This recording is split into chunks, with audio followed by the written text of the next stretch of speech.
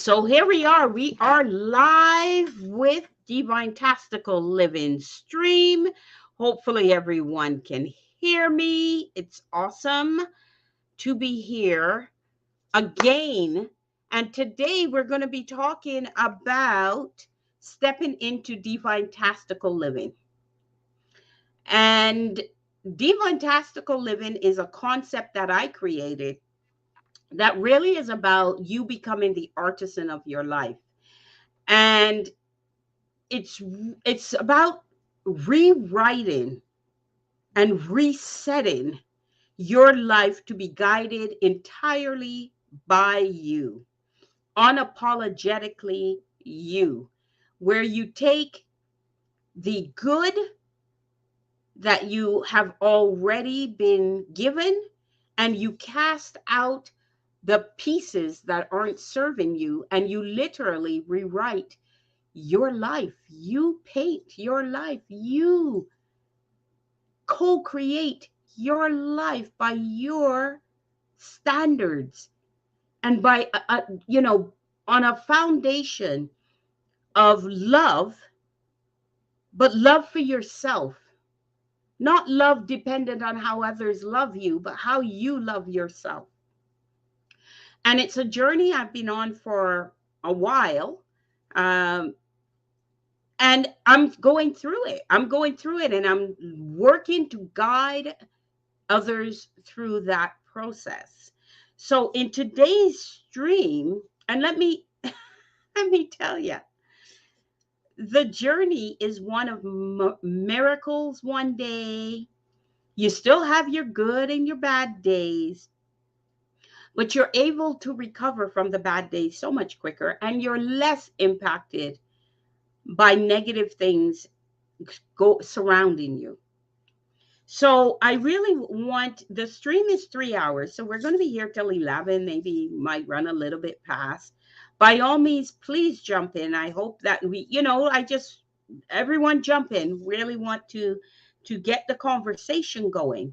And the way I'm structuring the stream is 3 hour streams, and every hour I move the topic along. So I'll start with one concept and we'll talk about it, and then I'll move on to the another concept we talk about, and then close with a final concept.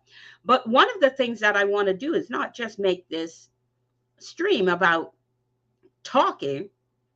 I also want to put in some fun things. So today I do have some fun things to do. It's going to be like a reveal. So at some point there's all sorts of things surrounding me, and I'm going to be opening some boxes and bags, and you get my reaction to what I see. And what they're related to is my online store going live.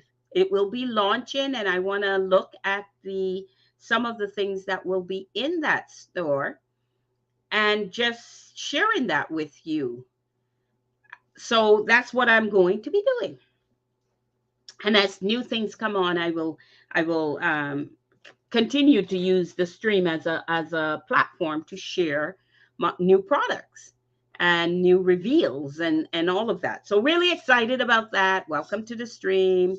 So let's talk about stepping into Divintastical Living. So yes, it's a concept I'm on all the time with my surrounded by my Divintastical Living statements and all of that.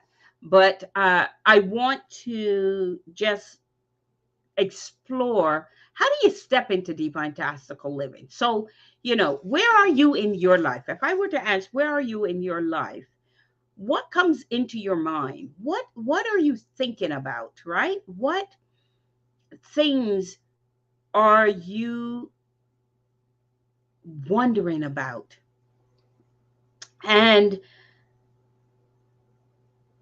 are you capturing, so many things go through our mind, right? Like when you look at how many thoughts we get in a day, the number is astounding. It really is. So how do you grasp the things that go through? So I want you to pause for a minute. I want you to just close your eyes a minute, take a deep breath in, and calm yourself. And I'm going to say something, and I want you to focus on what comes through your mind, what pops in, and not just let it pass, right? Just really start to get in touch with the things that come out. So here we are. C.S. Lewis said this quote: "You are never too old to set another goal or dream a new dream. You are never too old to set another goal or dream a new dream." So we've talked about this on the Get Awesome show. I've talked on it on other shows, is excuse me, that as we become adults, we somehow lose, we stop dreaming. And I don't mean putting your head down on your pillow, going to sleep and having dreams. And sometimes, they're strange dreams and you're trying to understand what they're saying to you. That's important too. But I'm talking about dreaming and having dreams about where you want to go, where you want to be, where you know, what have you stopped dreaming? Have you stopped getting in touch with who you know, what you're all about, who you are? Have you stopped that? And if you have, how can you get back to that? Because I think you have to have aspirations to know that your life is moving in the direction that you wish. So when we talk about being an artisan of your life, a really pivotal foundation to that is, what do you see as your dream? What do you see as what you wish to accomplish? And sometimes when I talk about that, I bring in the concept of legacy. Now, my the ones I really want to touch are the young leaders that are yet to be discovered, are out there and aren't really stepping into that for whatever reason. And my brand stretches across youth, young adults, and mature adults. And that's why it's important with the C.S. Lewis quote that you are never too old to set another goal or dream another dream. That part of it, you're never too old, spans that domain. But it can even be said you're never too young. But most young people dream. The dreams get curbed as they start to live life more and get pushed down by others, or encounter the ups and downs that life so often deals us. So I'm here to let you know and to urge you and encourage you to go back to dreaming. Get back in touch with the old dream you might have pushed aside. And we have so many reasons we push our dreams aside, because we got the job, we're getting a paycheck, so we push our dreams aside. We've got kids, we're busy raising them, so we push our dreams aside, right? We got hurt and crushed by something in life, we push our dreams aside. I'm here urging you to dream, to go back to dreaming. It's one of the pivotal foundations to stepping into Divintastical Living. It really is. Okay. So, what is involved in getting back to dreaming? Where do you want to be? Where do you want to go? What do you want for yourself? What accomplishments do you want to attain in this life that you're living? And more importantly, what legacy do you wish to leave behind? We all know that our lifespan is limited. We all know at one point or another, the body that we are carrying will cease to exist.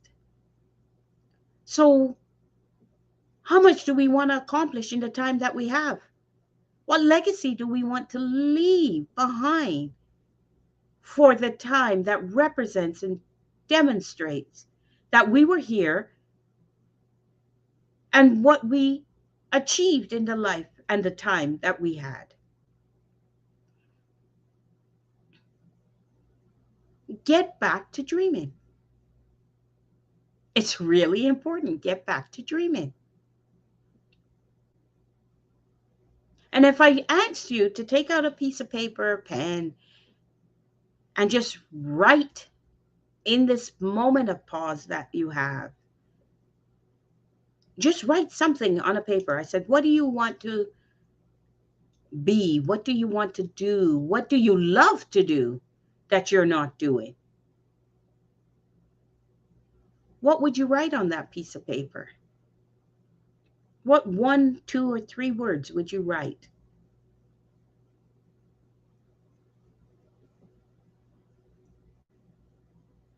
So what is dreaming? I know in the state of sleeping, if, I'm certain I dream, but I don't recall my dreams when I wake up. That stopped. I even to this day I can't remember what age it stopped at, but it stopped. And I've never really gone back to recall my dreams. So where my dreaming comes out, where my revelations come out for me, is through my writing, through my inspiration to write. And I get inspired and I write. Something happens, I notice, or a pattern, a series of things happen, and I notice, and it's a message to me to write. So, what things are occurring? What patterns are occurring that are guiding you to your dream that you aren't noticing? How aware are you?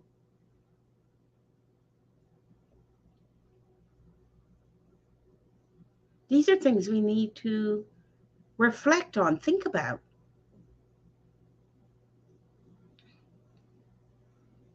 Right? So, do you what do you need to focus on? What do you need to change? What's holding you back? We've all been in ruts. We've all been, felt stuck in one way or another. At some point in our life, we have. And if you are a young adult or a youth, what messages are you getting, receiving, that's suggesting to you that you should not dream, cannot dream, or anything like that?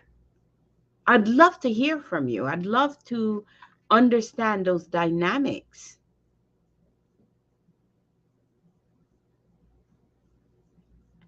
But what my guidance would be is if they are deterring you in any way, I would urge you not to be deterred. I would urge you to pursue your dreams, and for sure, we're talking positive, right? Positive moves forward. I would not urge you for negative moves forward. I would urge you for positive moves forward. So when we think about leading a divintastical life, when we think about pursuing or what was meant for us and the purpose for why we're here, what would that be for you? When we think about leading a fulfilling life, not a happy moment life, but fulfilling life, what would that be for you?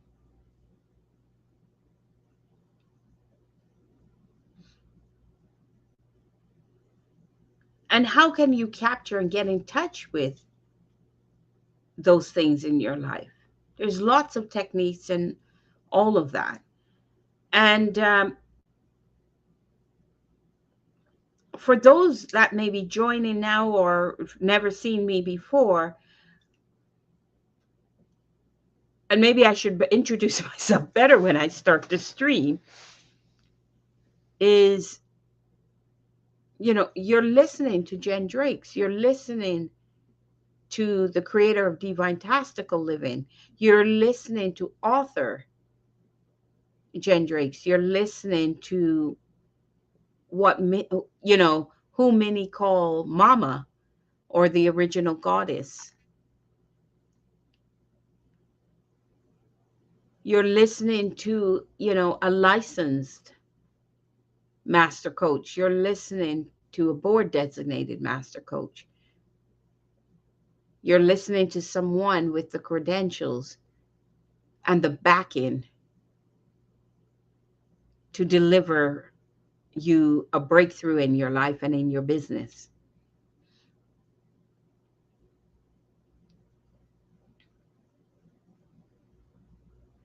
And today we're talking about stepping into Divintastical Living.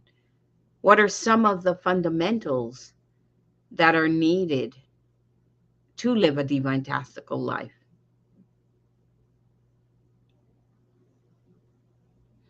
And that one of the fundamentals is getting back to dreaming. Believe in what you are being nudged, urged to do. I think this is the time to do it.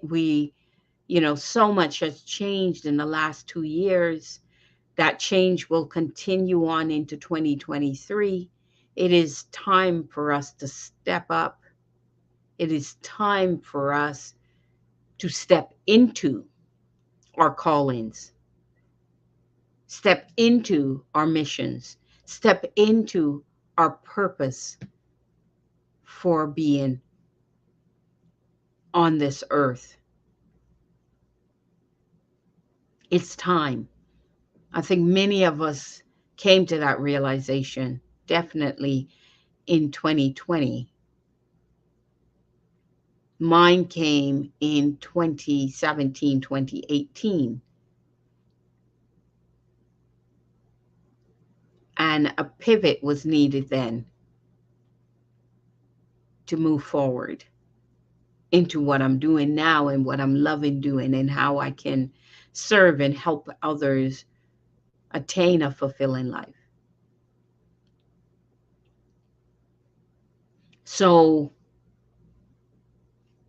what will it take to get you dreaming again? What will it take for you to take inventory of where you are versus where you wish to be, versus where you can be?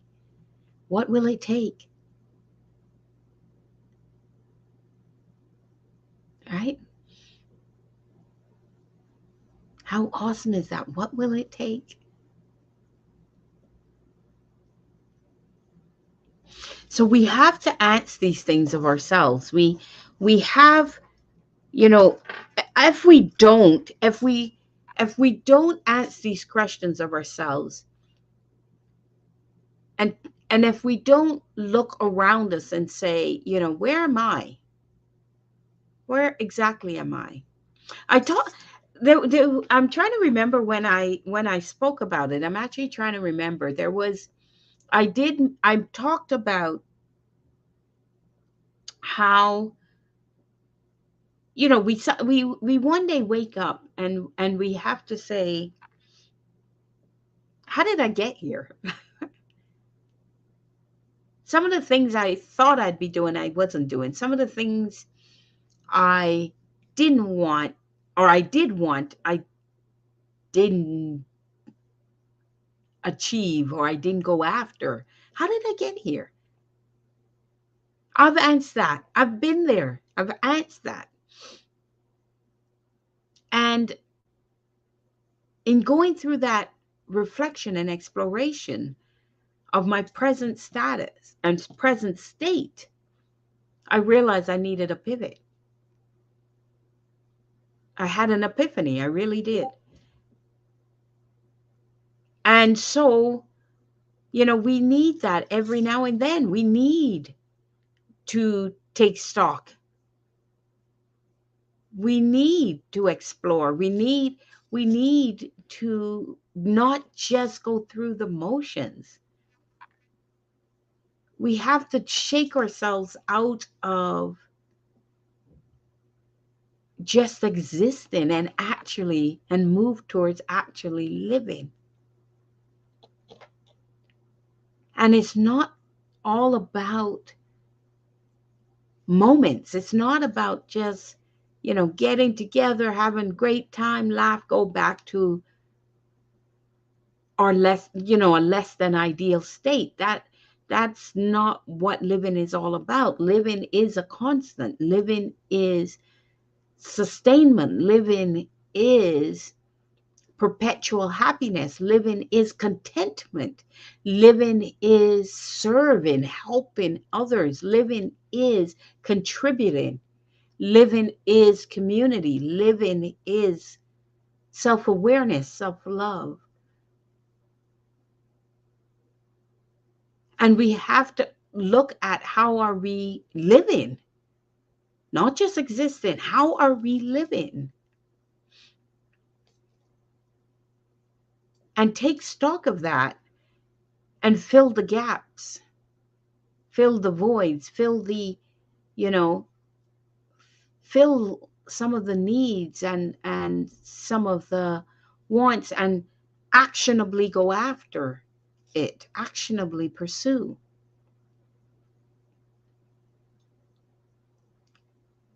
And the first thing to do is to go back to dreaming.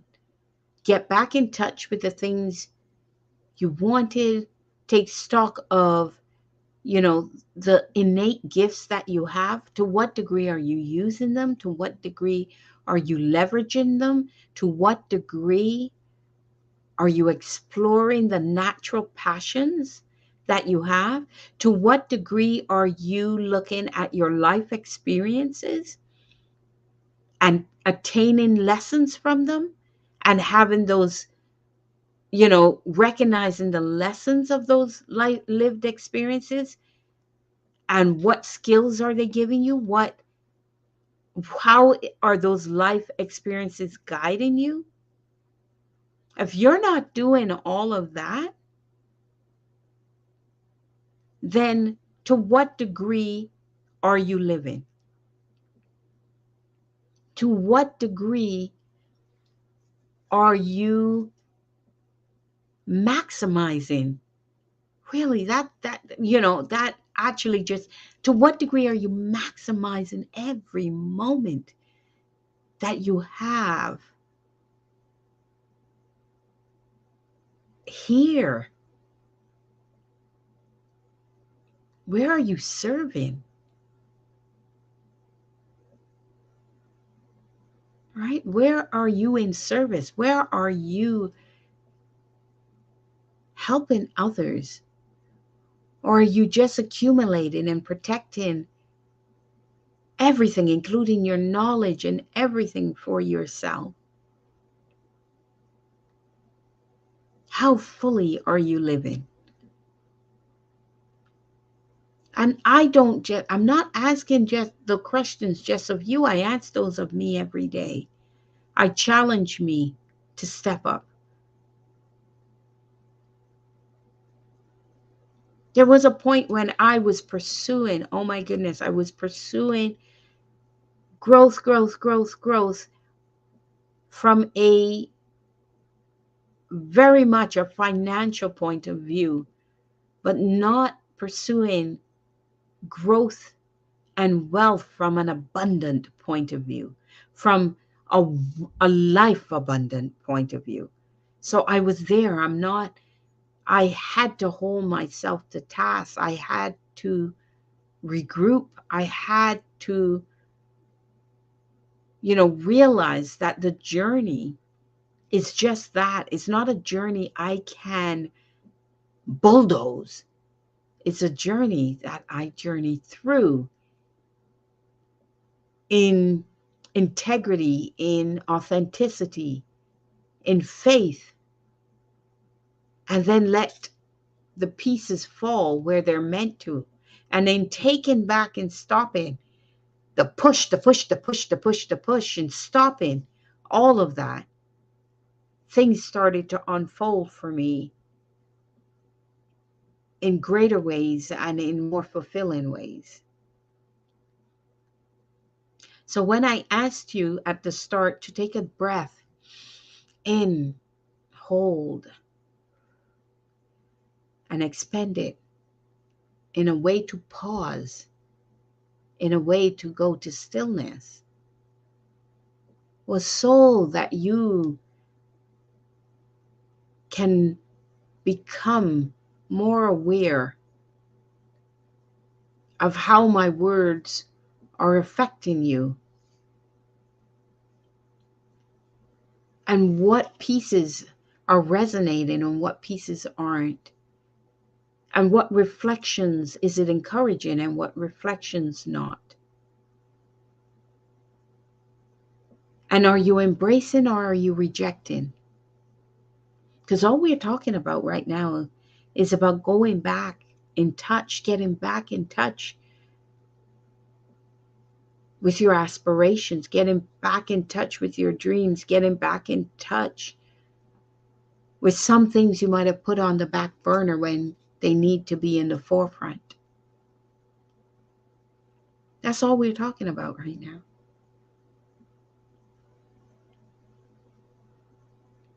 And I sum it up in the question, to what degree are you dreaming? To what degree are you allowing yourself to take a moment and just say, I see myself doing X, Y, or Z. It's a very personal thing. To say that and not be influenced by other things around you, to say that and be willing to explore what that means for you.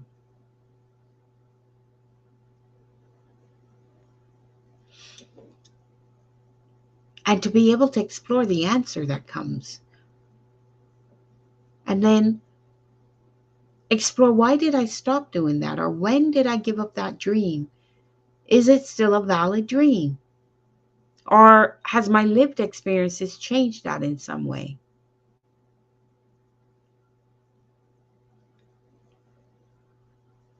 And get back to dreaming.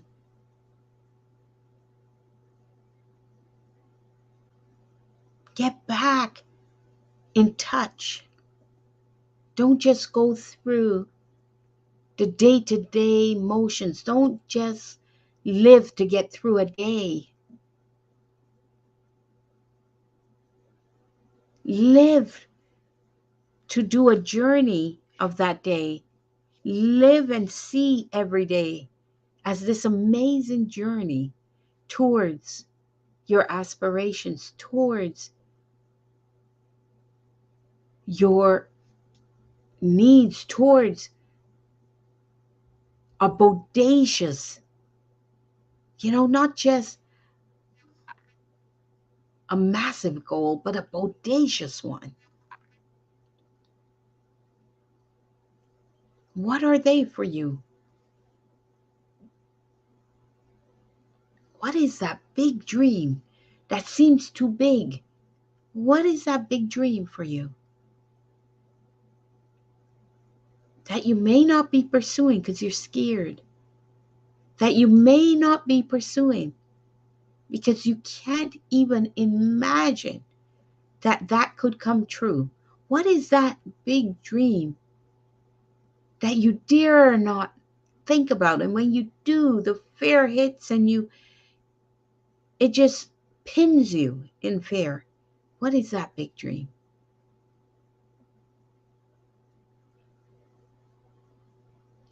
It doesn't have anything to do with anybody else. What is that big dream?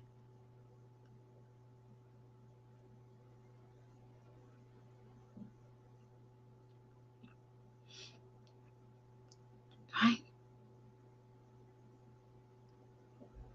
Even thinking about it, I've got goosebumps. I've literally got goosebumps thinking about what that could be for you and believing in yourself.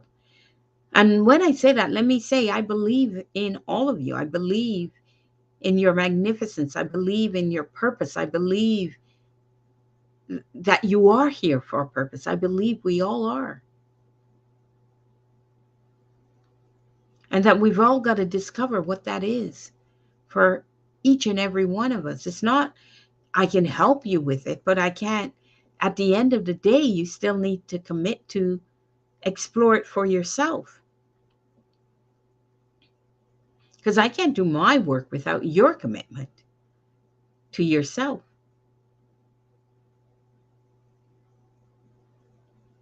I had to do it for, for myself. I had to get there. And every day, every moment, this stream is a testament of me moving in that direction. It's a testament of my commitment to walk my talk. It's a testament of my commitment to my aspirations, to my own dreams. And I want that for you. I want that for you.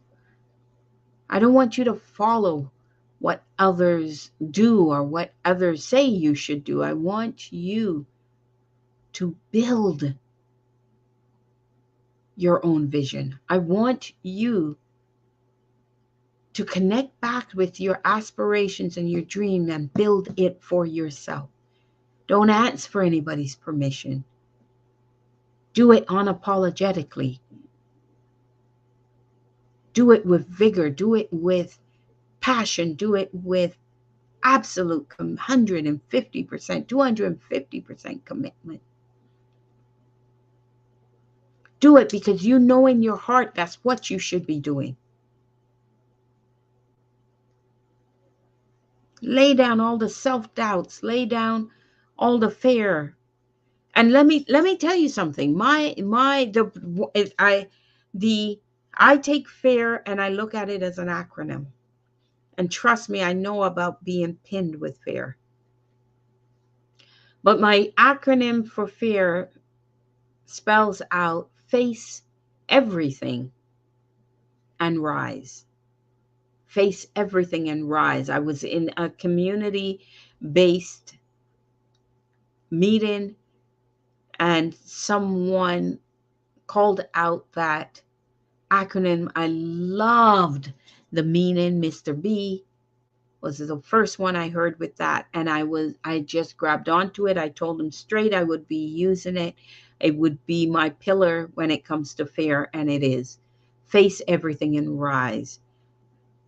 And today I sit so much void of fear. I move forward in belief and complete. But it was a journey. I didn't get here just by, one day sitting and going, "Oh, here I am." No, no, no, no, no. What I'm asking of you, what I'm saying to you, I have had to do.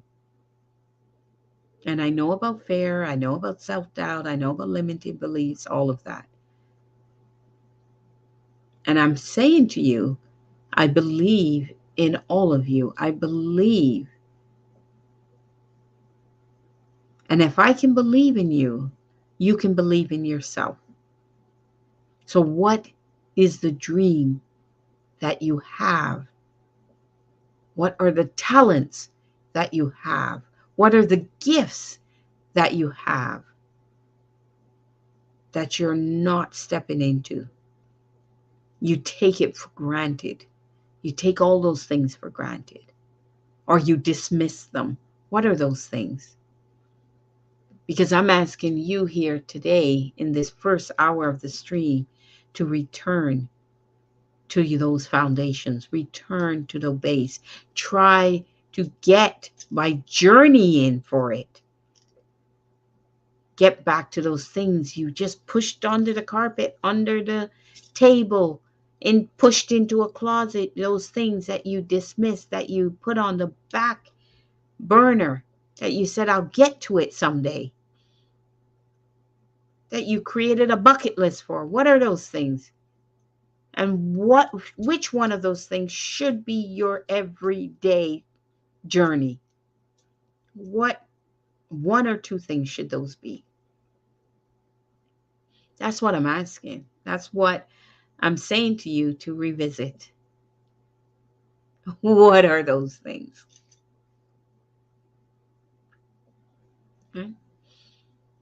Because I get it. Life is life. Life will happen. We have to decide how it happens for us. We have to decide what that journey should look like for us. And that's a decision. I talked about that in my podcast. Listen to my podcast, right? I talk about these things are just decisions. And if you say you're good at decision making, not everybody is, and some people say they aren't. But if you say that you are good at decision, then make another decision for yourself. Choose. Divintastical living is a choice. Choose to tap into your divinity. Choose to live a fulsome life. Choose you. Choose you. What do you need to choose you? Because living a divintastical life is really choosing you. It's really choosing and committing to your dream, your aspirations.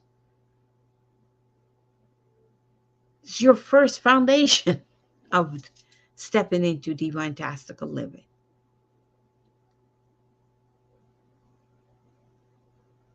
First, make a choice to explore it. Second, I'll make a choice for you. Third, I'll make a choice for your dreams. Put them all together and start a stepping. Start a stepping. Step into it.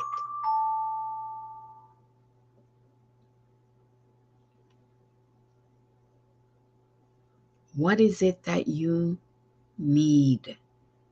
What is it that's inside your heart that you're so terrified to let out, that you're so terrified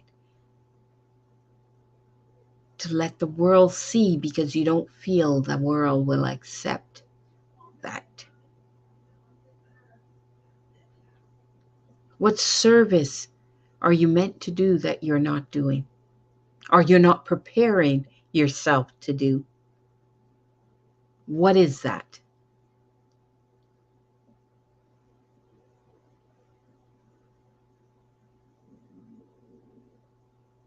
So one of the things I call out is the fact that we are all have gifts. We're meant to embrace them. We're meant to transcend ourselves to use those gifts. That means getting all the resources, all the skills that we need to use those gifts. And then we're meant to accelerate our uses of that in service. And we learn our lessons through the experiences we have in our lives. And when we have those experiences, we're meant to learn from the experiences, determine what we were meant to learn, leverage that learning to then move on in our journey. We're not meant to get stuck in them. We're meant to learn from them and move on. And some people have a hard time moving on. Some people have a hard time going beyond. But it's what we're meant to do. We're meant to do the hard work to get beyond. That doesn't mean we forget. That doesn't mean, it just means we forgive and move on. That's what forgiving means. That's what we move on. And sometimes the hard lessons, Lord knows I know, sometimes the hard lessons warrant thanks. Warrant thanks. Warrants grace.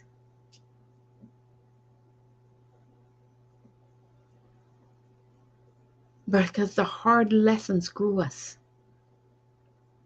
Or the hard lessons helped to transform certain things in us and made us who we are. We're not meant to live in the past. We're meant to learn from the past. We're meant to live in the present.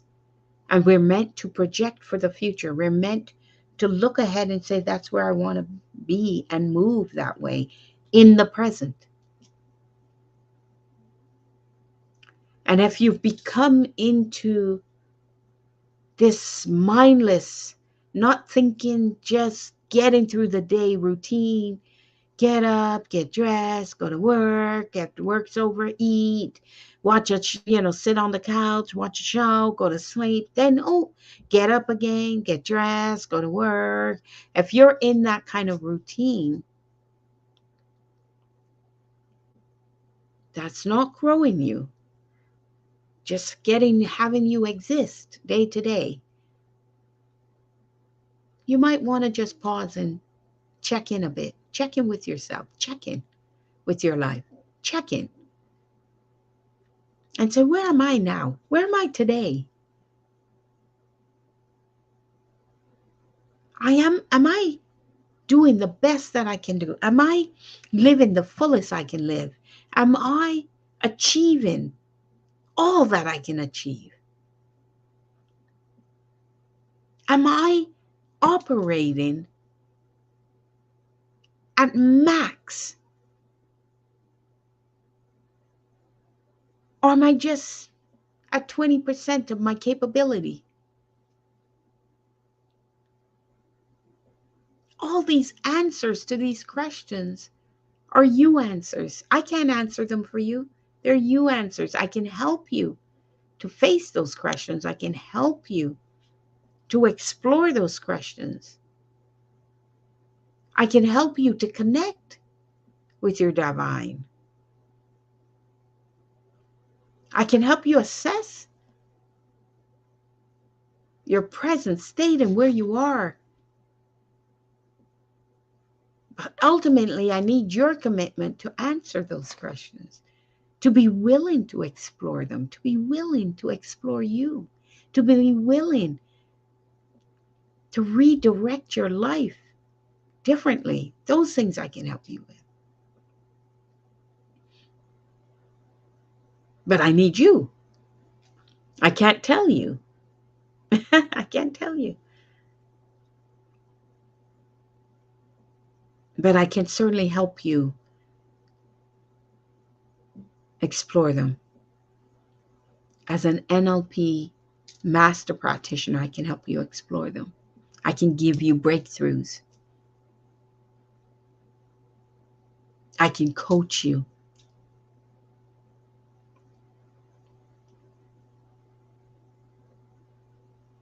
I can guide you. So, in this hour, are you dreaming? Are you exploring all that you can be? Are you? And what are you doing to do that? To what degree? How committed are you on that path?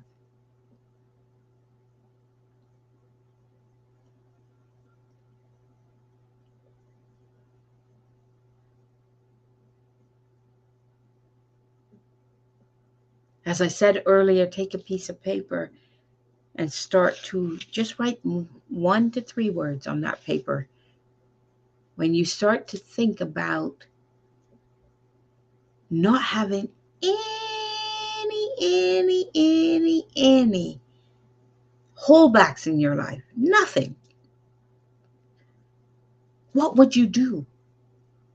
Write on that piece of paper, what would you do if nothing was holding you back? Not money, not family, not kids, nothing was holding you back. What would you do and what would you be? Just jot it down. Don't spend. Just go with your gut. What would you do? Right. What did you love to do? What are the things you would utilize? What are the things you love doing that you may not be doing fully? Just don't write long sentences. Just the words. Doesn't have to make sense. Just write. What came through your head. Write it.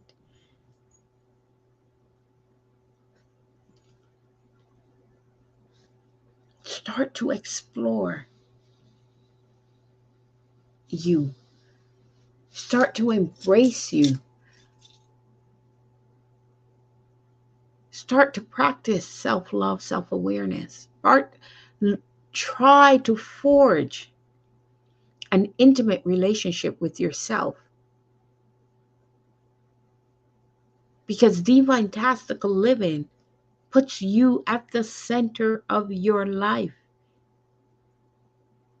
It focuses on you to then focus on others. You cannot focus on only others without focusing on you. You can't live your life to lose you. You must live your life with you as a focal point, overflowing your cup to be able to serve others.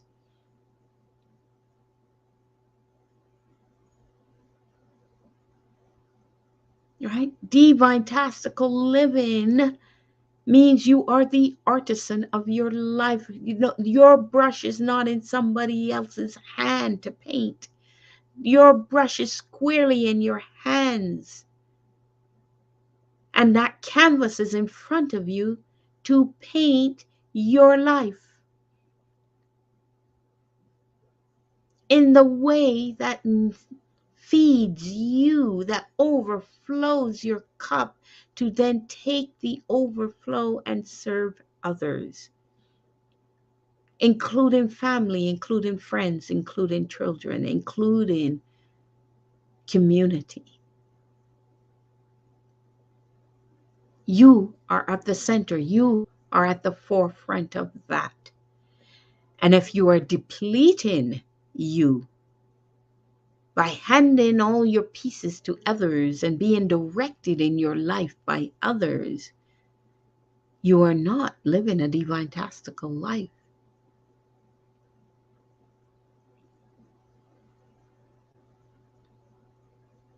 You need your pen, your paintbrush, whatever it is in your hand. My gifts are to write, to speak, and to influence. Those are the 3 gifts I have. So my paintbrush is a pen or a keyboard, however I choose to write. Those are the tools I need. But it starts with me at the center. It started with me accepting my ability to author, my ability to write, the power of my writing to influence, the power of my writing to connect, the power of my writing to create relationships, the power of my writing to change perspectives. It needed me embracing that, accepting that. And even every day, there's still remnants. Every day I'm out with my little duster, dusting those remnants and saying, don't come back. I don't want you to form back to the old. No, don't come back. I don't want it. Put them in the dustbin and throw them out, those old remnants. I want to stay in the present and continue to build and grow and go after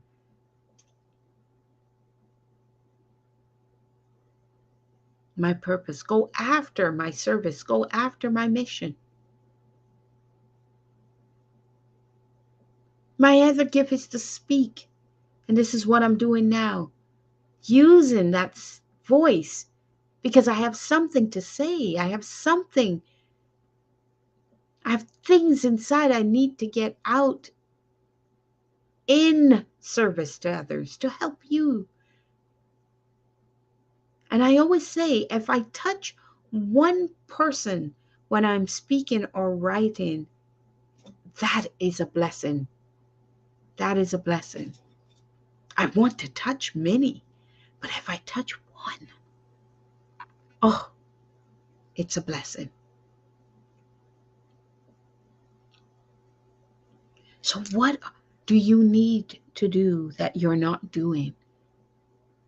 And I really want to say that if people are doing, for those out there that are indeed on their journey, those out there that are indeed pursuing, I commend you. I applaud you. I encourage you. But for those that aren't, I want you to step into your magnificence. I want you to recognize on the day you came into this earth and into this world, or rather the day you came onto this earth and into this world,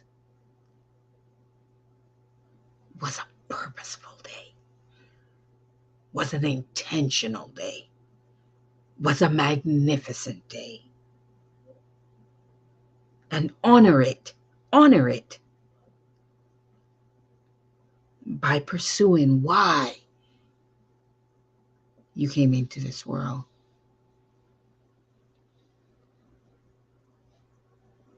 Only you have the answer.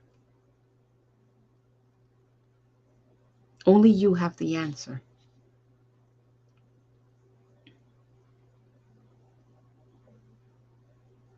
But in doing that, don't dwell in the past and hold on to it.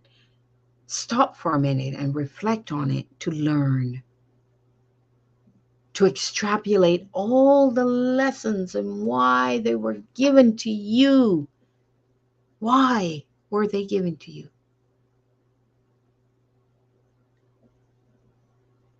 What was the lesson in my grandmother saying to my face, "You're black and ugly"? What was the lesson? The lesson was to strengthen me. The lesson was to understand how someone feels when those types of things are pushed onto them, when someone else's perspective is pushed onto you. How do you pick yourself up and keep going and then get to the realization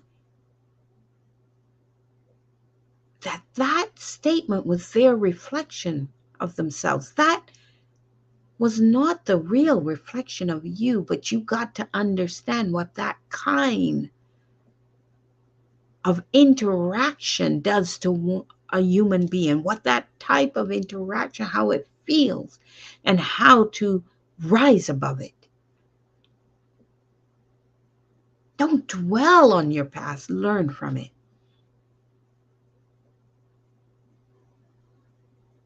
My grandmother strengthened me, and I'm forever grateful for that. My grandmother transformed me and connected me at a very early age to my divine, to my divinity, to my God within. She did that, and I thank her for it.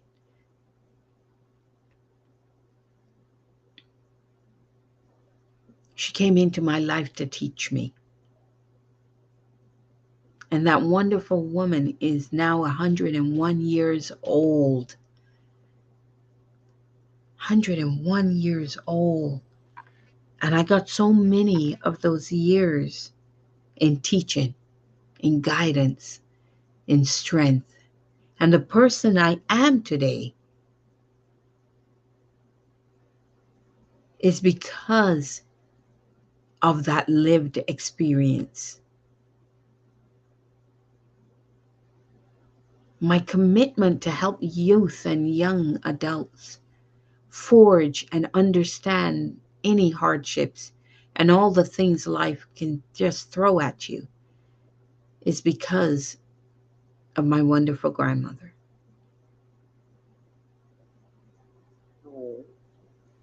It really is. And I'm forever humble and grateful for those lessons. Where would I have been if I didn't have those lessons? Who would I be without them? And at such a young age, right? To overcome and pursue and thrive and still choose to live fully, choose Divintastical, choose to connect, choose to hear the messages. So, what are you not listening to? What messages are you missing? What purpose are you not pursuing? What passions are you taking for granted? Where are you today? Where are you today? And what forward steps do you need to take that you won't take, or you can't take, or you're held in fear from taking? What are those things?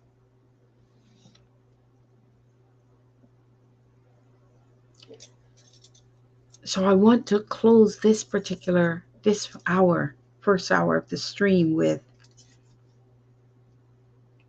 I want you to return to dreaming. I want you to explore that for yourself. I want you to explore where your present is, where your now is, and look to the future and say, what do I want? What do I need? And how do I get there? What is that for you? But in order to look to the future, you have to have some kind of aspiration. You have to have some kind of goals. You have to have a path that you want, that, and choose which path and which way will you travel. We all have those choices every day. Every day we have those choices. And that's how I want to close out this hour. It's a reminder to do exactly that. Dream. Dream. Dream. Dream, dream, dream, dream. Yeah. So that's what we want to do. That's what we need to do. Right? So let me just hydrate. We all need to hydrate. So, no, that feels so good. So what, so just closing out that hour, it's all about us recommitting to ourselves, really. It's all about us recommitting to ourselves.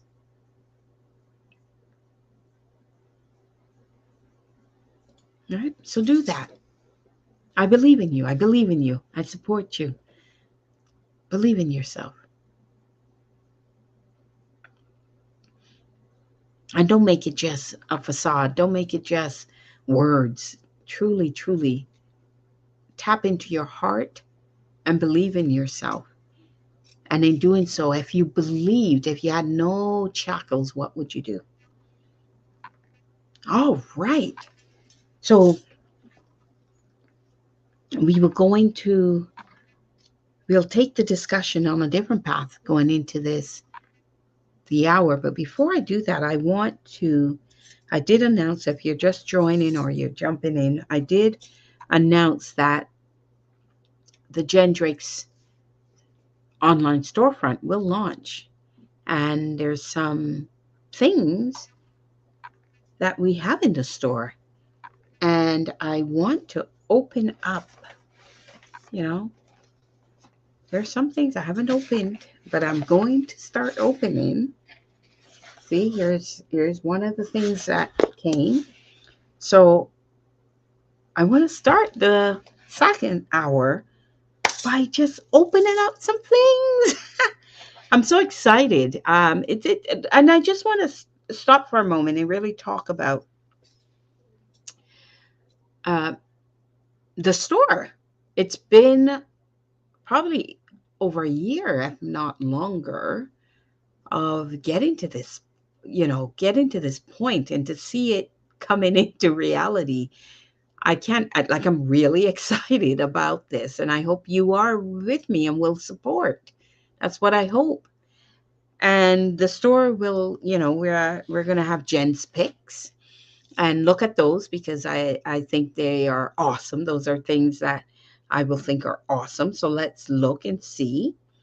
And if we're going to spend a little time just kind of looking at some of the merchandise, if that's okay. So I'm going to open and reveal the first one. And yeah. Oh, so excited. Okay. So I have no idea what I'm opening here. I really don't. Let me see. Okay, this says it's books. I don't, let's see. I have no idea. So let's reveal. Awesome. Can you hear me pulling this thing? So let's look. Ooh, okay. Okay, so first I'm opening this. So it came and I just want to show you how it's packaged because to me that's really important too, to give you assurance that whatever you order will come properly packed. So I had to pull this thing open, and then when I open it, let's look at this. It's again well packaged, right? Well packaged. I see something shiny. Ooh. So it says, can you see that? What are you thankful for? So it's the book that will be in the store. They come in different colors. And this is what are you thankful for? It's really beautiful, shiny texture. You can order it shiny or you can order the matte of it. So I really, so you can look at that. I will open the inside so you can see beautiful lined. I'm really, look at that, lined, and for you to be able to write. So I want to show the back as well. So beautiful, like the sides. I just want you to see, and then I'll swing it around again to the front. So really, I really I love the quality of this. Now, one of the things I want to show you is this one. Let's see.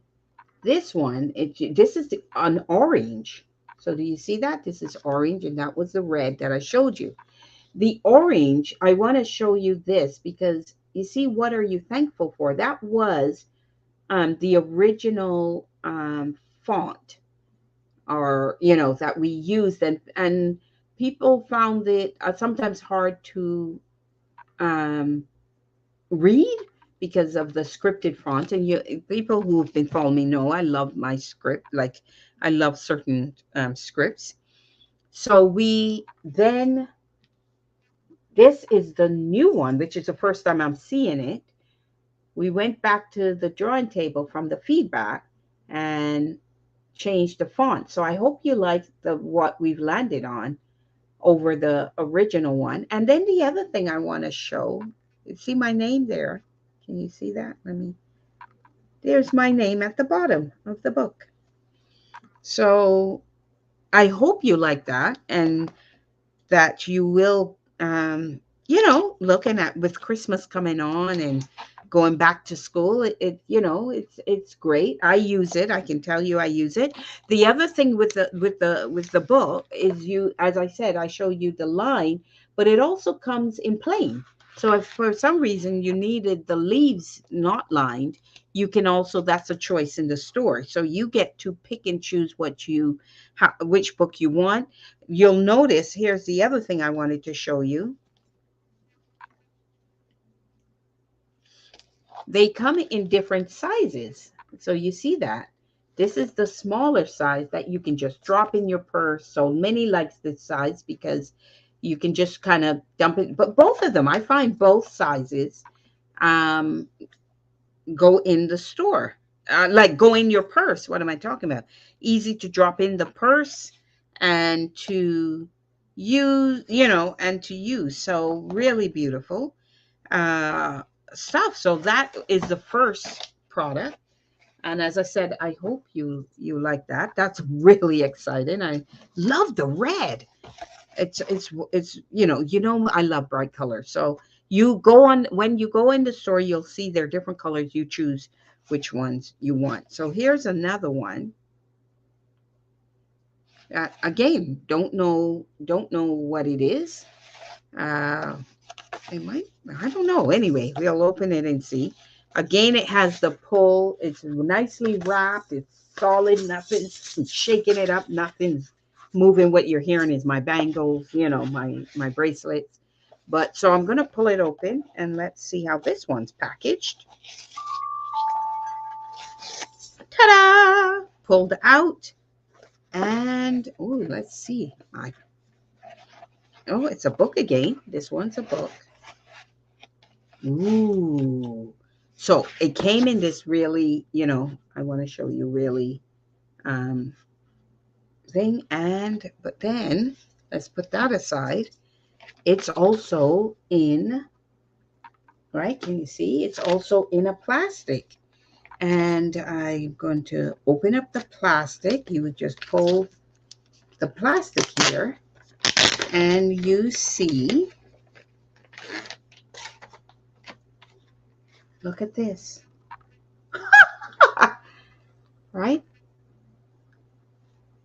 Assess, innovate, accelerate there. And at the bottom too, you have my name. So, and this is a ring one now. So it has the rings again. I love these lines. Look at that. It's a lined, can you see? It's a lined book. And this one only comes in lined. It doesn't, I don't believe it has the, what do you call it? The plain, and at the back, here's the other thing I want to show you. At the back of it has like little kangaroo, what I call kangaroo pockets, right? To put stuff in, right? And it has it on both sides. So, sorry, I'm not showing this right.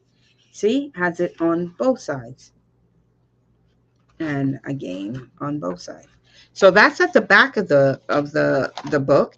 Again, another wonderful notebook to just, throw into your purse to jot down, to journal, to jot down your thoughts, take your notes.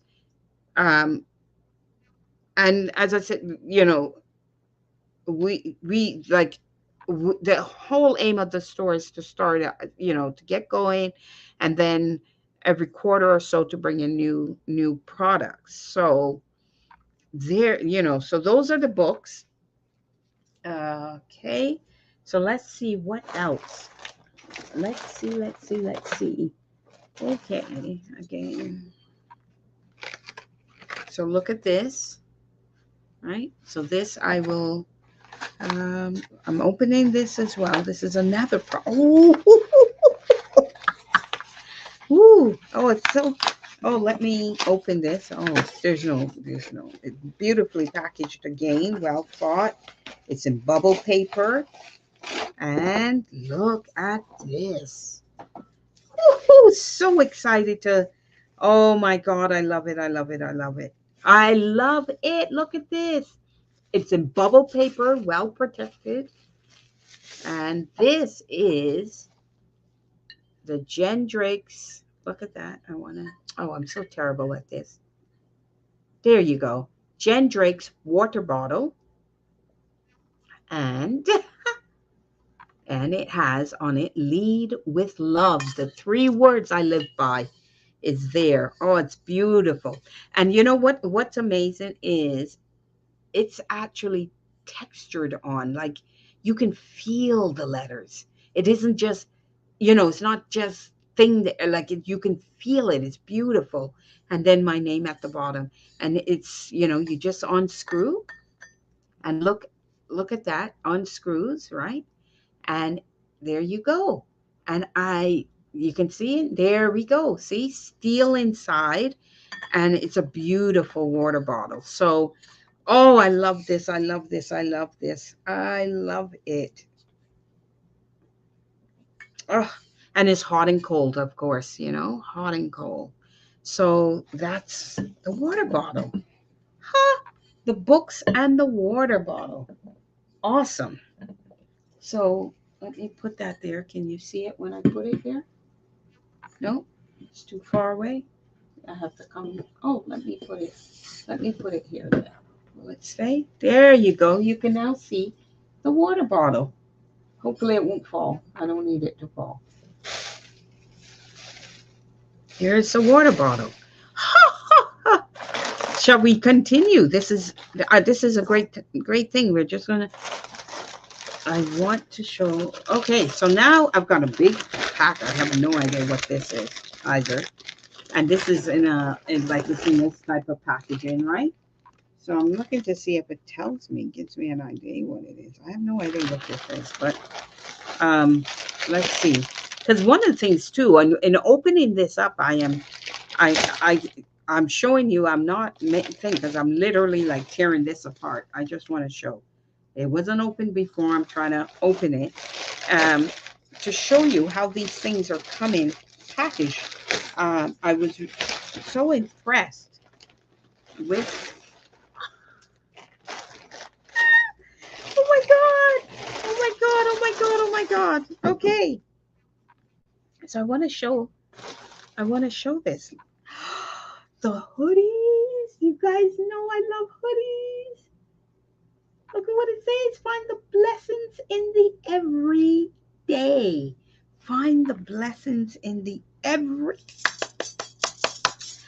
Okay, so it says find the blessings in the everyday. It's an orange. It is, look at this. The hoodie is like double lined, right? Look at the inside. It's double lined. I'm going to just show you, right? It's so double lined, and I want, oh, it's gorgeous. And then look at the back. Can you see the back? It has the tree, and you, oh, in white. It's just gorgeous. It's just gorgeous. So excited. Oh, so excited. Now this one, let me see what size this is. This is the extra large. So hopefully you can see it. This is the extra large, right? So awesome. Awesome, awesome, awesome. You know what? I cannot fold this back the way it was. Is that bad? Is that bad? I don't know if it's bad or good. But anyway, I'm going to try and get it back how it was. But okay, maybe that's how it was. I'm not sure. That's the only thing, when you unfold it. How does one get it back the way it was? I don't know. So I'm going to try my darndest, of course. So now I fold and fold. And then, oh, was it like this? I don't know. And then I fold it back like that. Well, it's not too bad, actually. I didn't do too bad a job getting it back. I think somehow I messed up one side, but there you go. And that shirt says on the front, um, find the blessings in the everyday. So do I not tell you that? Right? I do. I believe you hear me say that all the time, right? Let's not take it for granted. Let's just revel. So there you go. That's the orange color. They come in again. The hoodies come in many different colors. Um, now that you know what's on the how it is, I'm not. So the trees on the back with all of them.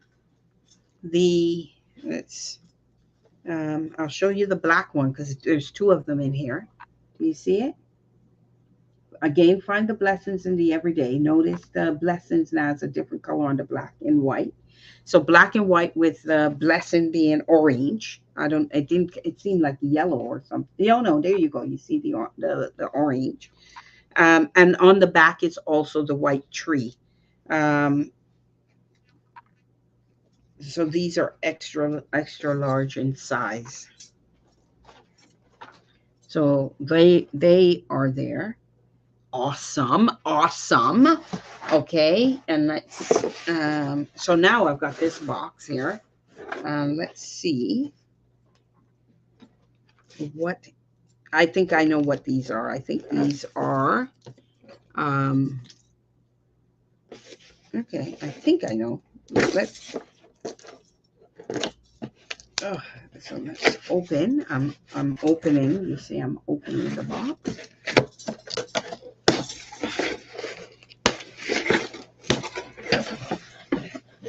And I want you to see, because I really want to show how these things are packaged. Look, do you see how they're packaged? Like really well packaged.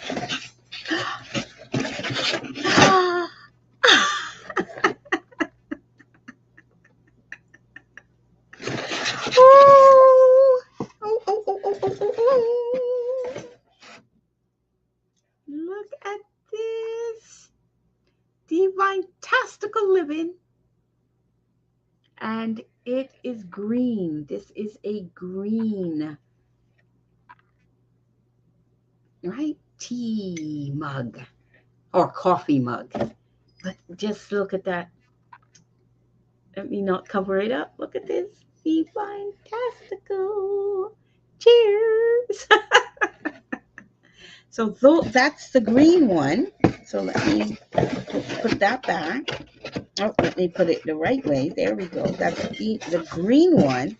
And then, of course, because these are my brand colors, you have it there in orange. You have it in orange. So that's the green and the orange. So there you go. So I need to put them back. Oops. All right. Oh, I needed. Oh, there we go. I didn't put back the green one right. So there we go. So those are the mugs. Awesome. Just absolutely awesome. There we go. So let me put those there. And there's one more. I think there's one more. Yeah. Now, don't ask me what this is. Look, this is some. I don't. Maybe it's more mugs.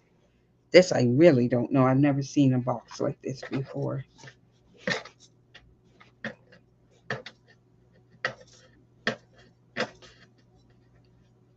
And just so you don't think I you know, prep this or anything.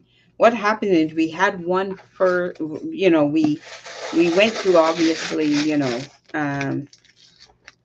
checking out quality, all that sort of stuff. And at that time they were, this is the first time I'm seeing colored mugs, right? Because when we did it with white, just white. It was nothing, there was no color or anything. So this is the first time I truly am seeing the color ones, and I'm so stoked. I love the color the colors, and anybody who knows me knows I love colors, right? So I love bright colors, like black and white, bright colors. Stable thing is with my accent, or stabilizing thing is a silver, but the colors I love. So you can imagine, it truly is a beautiful reaction seeing the colors now for the first time. And then see, I'm still with the water bottle because I really, really love the water bottle. And that will definitely be in my Jen's picks. The water bottle will definitely be in Jen's picks, as well as the colored mugs. Oh, and oh, now look how these are packaged. I really want to show this. I have never seen this packaging before. But one of the things I love um, about the delivery of my store is how well they package things. There's really thought to it. So I wanted to show you, right? This is a box. I mean, this is amazing. Look how they package each of those things. And so if you wanted a set of the cups, you certainly could. And I just want to show you, I want to put them all back after. Those were two that were my brand colors, orange and green. But look at this. There's the yellow. So you can see bright colors, just beautiful. I'm going to package them back so that I don't, let me see, of course, now I don't know how to get them back. Like, it's ridiculous, right? I really don't. So anyway, let's, okay, so the handles all go there and then cover that. Oh, wow. I don't know how I messed that up, but I did. They made it. Why did they make it seem so easy? Like, I don't get it.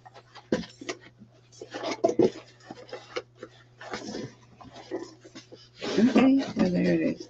Wow. I got to look at how I unpack it because I definitely didn't get it back.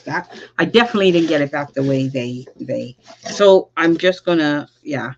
So there's purple. I want to show you there if you can see. Yeah, how did they do that? Okay. So let me show you. There's purple. So you saw yellow. It looks blue. Why does it look blue? Anyways, purple. It really is a bright, like a beautiful purple. So hold on a minute. Let me protect that. Come back around. Yeah, I have no idea how they did this. But anyway, there.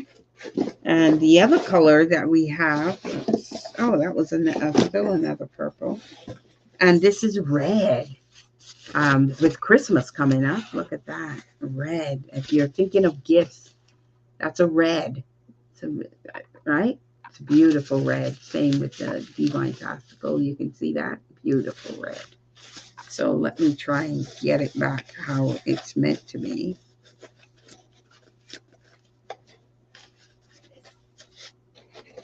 Yeah, I don't know why I didn't get this one back the way. So there you go. Those are the cups. And then, so those are the cups. You see that? Let me just, I thought there was something. Was there something else? Did I get everything? I don't know. But I'm going to run and get another pick of mine that I want to show. There's another pick that I really want to show. So let's take a little bit of break and not too long, and then we'll go from there, right? So I will be literally right back. So just give me a second.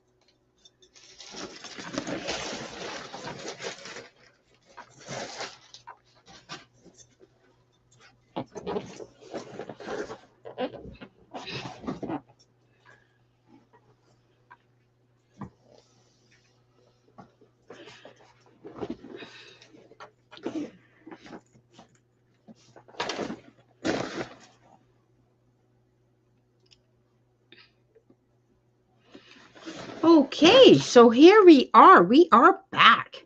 Thank you so much for your patience with that. Hopefully it wasn't too long. Who wants that, right? So the last thing I wanted to show is also another pick, which is a bag. And on the front of the bag, we have desire change. The bag has a front pocket. So let me kind of put it on the side so you can see. So you see it has a zip pocket. The zips are like, it's such a sturdy bag. It comes in like a winter white and a black color.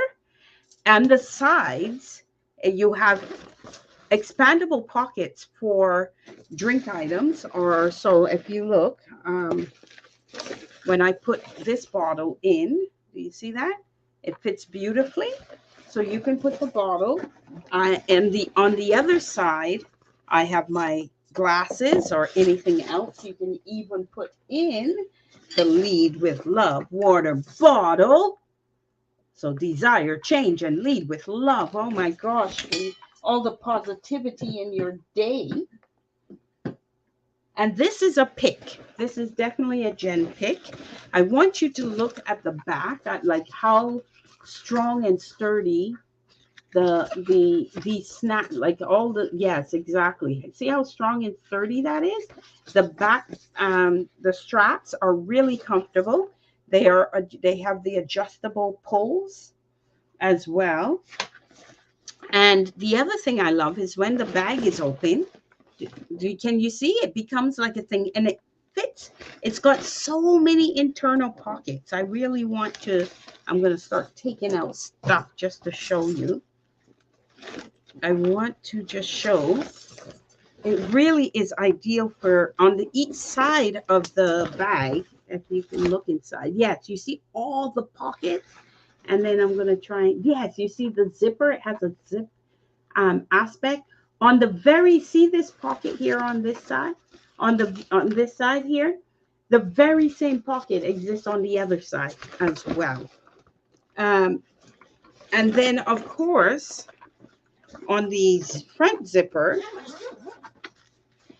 look at that. When you open the front zipper, again, tons of pockets. So when I carried my laptop, a 17-inch laptop fit into the bag, and I was able to put the mouse in one of these pockets. There are 3 separate pockets. I was able to put the electrical cord here, and it could still hold a bunch of things. I love this bag. Love it.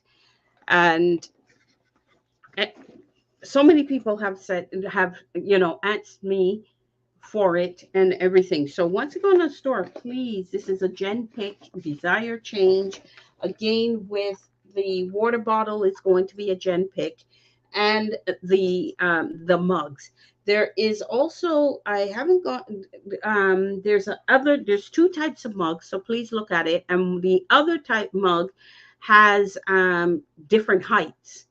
So you can go with a taller mug or a more standard size mug for the other one, not for these ones that I just showed you. So please, I hope I know this was a little bit of a diet version, but we can't always just be chatting. We've got to, oh, look at me. I forgot to put that, and I do want my water. So let me grab my water.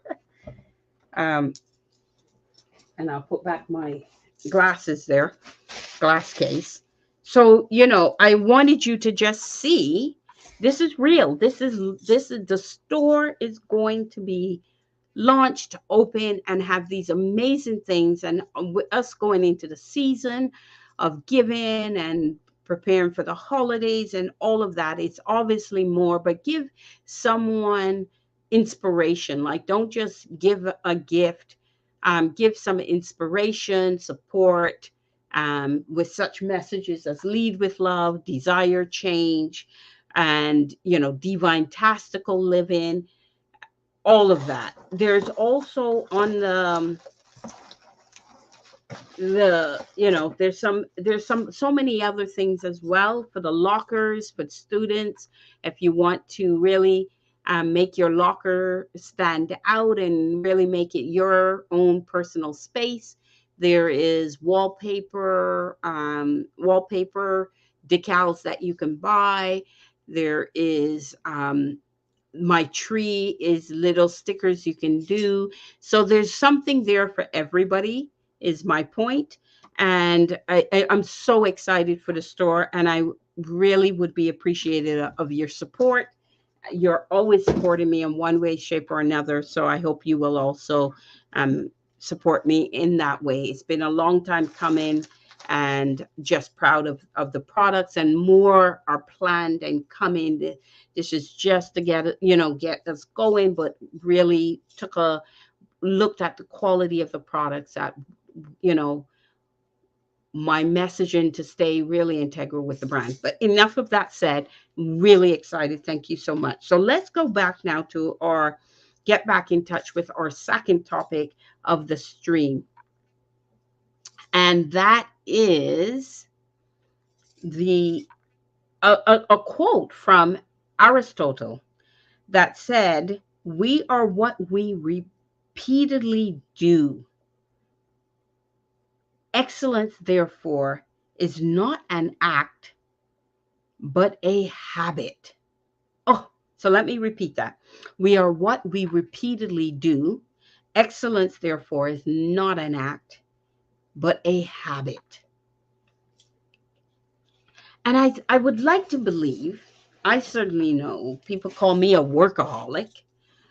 Uh, I'm still not sure I accept that, um, or any longer. I think I'm moving away from that. And what I say is working more efficiently, all of that. But I definitely, take pride in what I do. I love what I do. And to get really good at what you do, you have to repeat. You have to do it over and over again. Like, when you hear about people like Michael Jordan, and who never left his practice unless he did 500 or maybe even 5,000 balls in the hoop. That's striving for excellence. When you're doing that type of repetition, when you're doing that, you're now you're aiming to make what you do muscle memory. You're not aiming to fly by the seat of your pants. You're truly, truly aiming to excel. And we saw that with someone like Michael Jordan. The same thing with Tiger Woods, the same type of discipline that is needed to do that, to repeat and repeat and repeat till you no longer have to think about it, but actually it's muscle memory to just add adrenaline now to that and just go in the face of the games. And we talk about it a lot with athletes. There's so much things related to athletes that really speak of life, and we don't seem to do the same thing with our everyday life. And one of the things is the repetition of an athlete. I used to be in track, and we would end up at the track and we would run. And we didn't run for 5 minutes. We didn't run for half an hour. We ran for like 2, 3 hours, practicing our technique, practicing, practicing, practicing. And athletism is, it's part and parcel of how you address becoming a world elite athlete. And the other thing that world elite athletes do is they do not aim to get to that level without coaching, without a coach, a world class coach. And yet we, as individuals, believe we can go through life, build businesses, be entrepreneurial, or do a career without the very same two key ingredients, which are repeating what you want to become world class at over and over and over, practicing until it is literally muscle memory, until you don't have to think about it.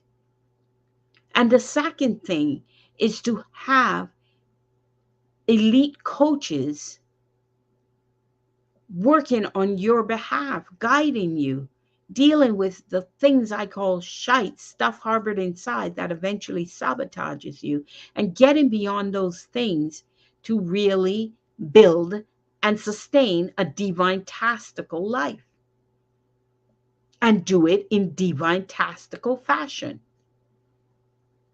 So one of the second things is, are you pursuing excellence? I myself am pursuing excellence. I am pursuing excellence in what I do. And every now and then I get hit with things, whether it's a technological boof, or, you know, you're pursuing something. The storefront I talked about was been a year or more coming, and is only just, ready to launch. That's not because the desire wasn't there. That's because I took the steps forward. Any punch I got back up. Any obstacles I faced, I climbed over. I talked, I reached out to one person after another. Whatever. I did what I needed to do. I took action to make this a reality. And that's what you have to do for your dreams. That's what you have to do for your dreams. That's what you have to do to get to the aspirations you have for yourself. That's what you have to do to live the life you aspire to live. So, are you pursuing excellence, or are you just speaking your talk but not walking your talk, and not walking it every single day? Because God knows I go into the ditch sometimes. I fall off the road and I got to climb back on and get back on. Sure, I have my lazy moments sometimes. Absolutely. I'd be lying if I told you I didn't. Absolutely not. I am human like everybody else. I fall off of the bus and I got to get back on and keep going. But the point of the matter is the getting back on, the recognizing you fell off, first of all, and still having the determination to move forward. The other thing is having a coach in your life and a community in your life that nurtures you onward and upward. These are the things that you need to achieve excellence in what you're doing, and excellence in forging your life forward, to build legacy, to let people know you're here, and to fulfill what you were brought on this world to do. That's what you have to do. That's what you have to do. So is it easy? Hell no. Hell no, it ain't easy. It is absolutely not easy. No, I'm not about to tell anybody that it's easy. And that's why you need commitment. That's why. That's why you need commitment, because it ain't easy. And like all humans, we are going to start out with the gumption, and then it's going to become, oh, I don't want to do this no more, right? But then you have to question, were you even doing the thing you were supposed to be doing? Because remember, it's about looking at your life, understanding the lessons, and say, what are the lessons teaching me, to then be able to move forward. So in the way the lesson is meant, because all our life's lessons, and gives us the lessons we need to get the wisdom and the experience we need to be able to serve those things out for others. So to get to where you need requires you to do, requires you to make decisions. First of all, make a decision, act against the decision you made, keep acting, keep persevering, and keep repeating, so that you become really, really good at what you're striving to do. So, what is excellence for you? And are you pursuing excellence? Right? Are you looking to become a world elite athlete in the field and in the work that you have said you're going to do? Are you doing that? And that's what you need to do. Don't shoot the messenger for telling you that. That's what I'm doing. That's what you need to do after you figured out what you should be doing or where you wish to go or what you wish to aspire to and what you wish to do for the rest of your life that will keep you happy, fulfilled, and moving forward. And once you do that, you require to get it to the skill set to a level of excellence. That's the things you need to do. And so, what is excellence for any of us, for you? Again, it's a you question. Again, you need to answer that. And again, a coach can help you, and a coach like myself can help you with that. And just as a reminder, I am, you know, an elite, one of an elite set of coaches that across the globe, 42 countries, that can help you in your journey, that can help you get where you need to go, that can help you evaluate what that even is. I am trained in creating your future. I am trained in hypnotherapy. I'm trained in neuro-linguistic programming. So that is where, that's what you need to do. The two things that athletes, world athletes do, even non-world athletes. You go to a pee-wee game, it has a coach, right? You go to a pee-wee game and they're disciplining and they're repeating things to get it to become muscle memory. They're training already at that level. And I'm not just saying that. My kids did speed skating. They started at 3 years old, 4 years old. The younger ones doing that, right? So you need it. It becomes muscle memory. You need to put the same level of thought and discipline into your true aspirations, into your dreams, into your desire for excellence, and make it an excellent outcome. So we've all got to thrive for excellence, right? I do this. Doing streaming is not easy, but I do it.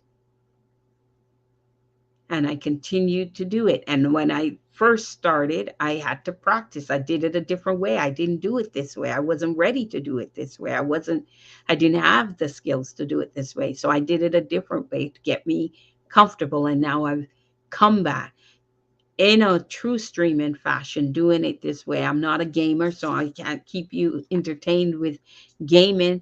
So I've got to come up with different ways. That's not easy, guys. But with practice and over and doing it, I will become excellent at it. I will increase my capabilities and I am pursuing my own excellence. And I'm challenging you to do the same.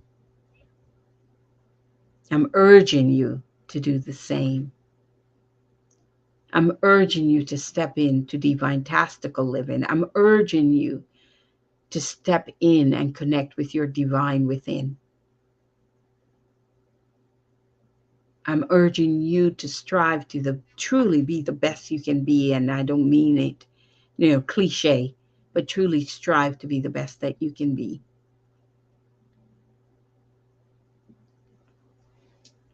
So, are you pursuing excellence? And if you aren't, why not? And if you aren't, should you? And if you aren't, do you wish to? And pursuing excellence is not about laziness. Yeah, we can have some lazy moments, just like we pretty much have happy moments, right? We want perpetual happiness and we want more non-lazy moments than lazy. So how can you how can you step up? How can you change your life? How can you step up to what you need to do? How can you step into Divintastical Living? Challenge yourself for excellence. If it's something you love, if it's something you are passionate about, if it's something you're meant to do, you will. You will. And sometimes, yes, you fall off the bus, but it's all about recognizing you did stepping back on that bus and keep going. Your way to excellence is through repetition. From the mind and the brilliance of Aristotle, he told you that. We are what we repeatedly do. And therefore, excellence is not an act, but a habit. You want your excellent thing to become habitual. You want your excellent thing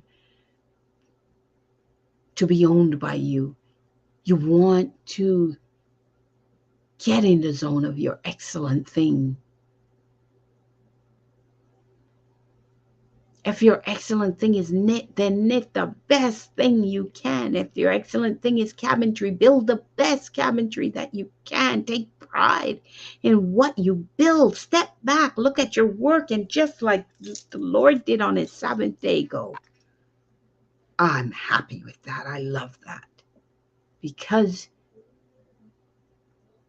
you reached a level, an epitome of excellence with your craft. So whatever that craft is, whatever your thing is, strive to do it with excellence. Settle for nothing less. But understand it, like everything else, it's a journey.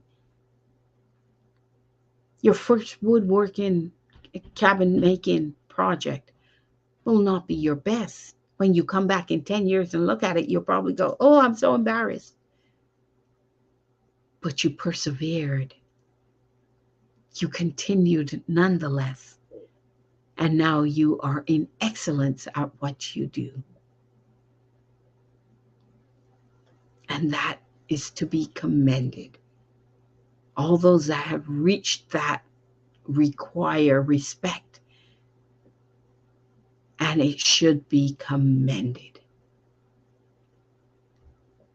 So one of the second foundational, not number 2 necessarily, but certainly one the second one we're talking about today, is about striving for excellence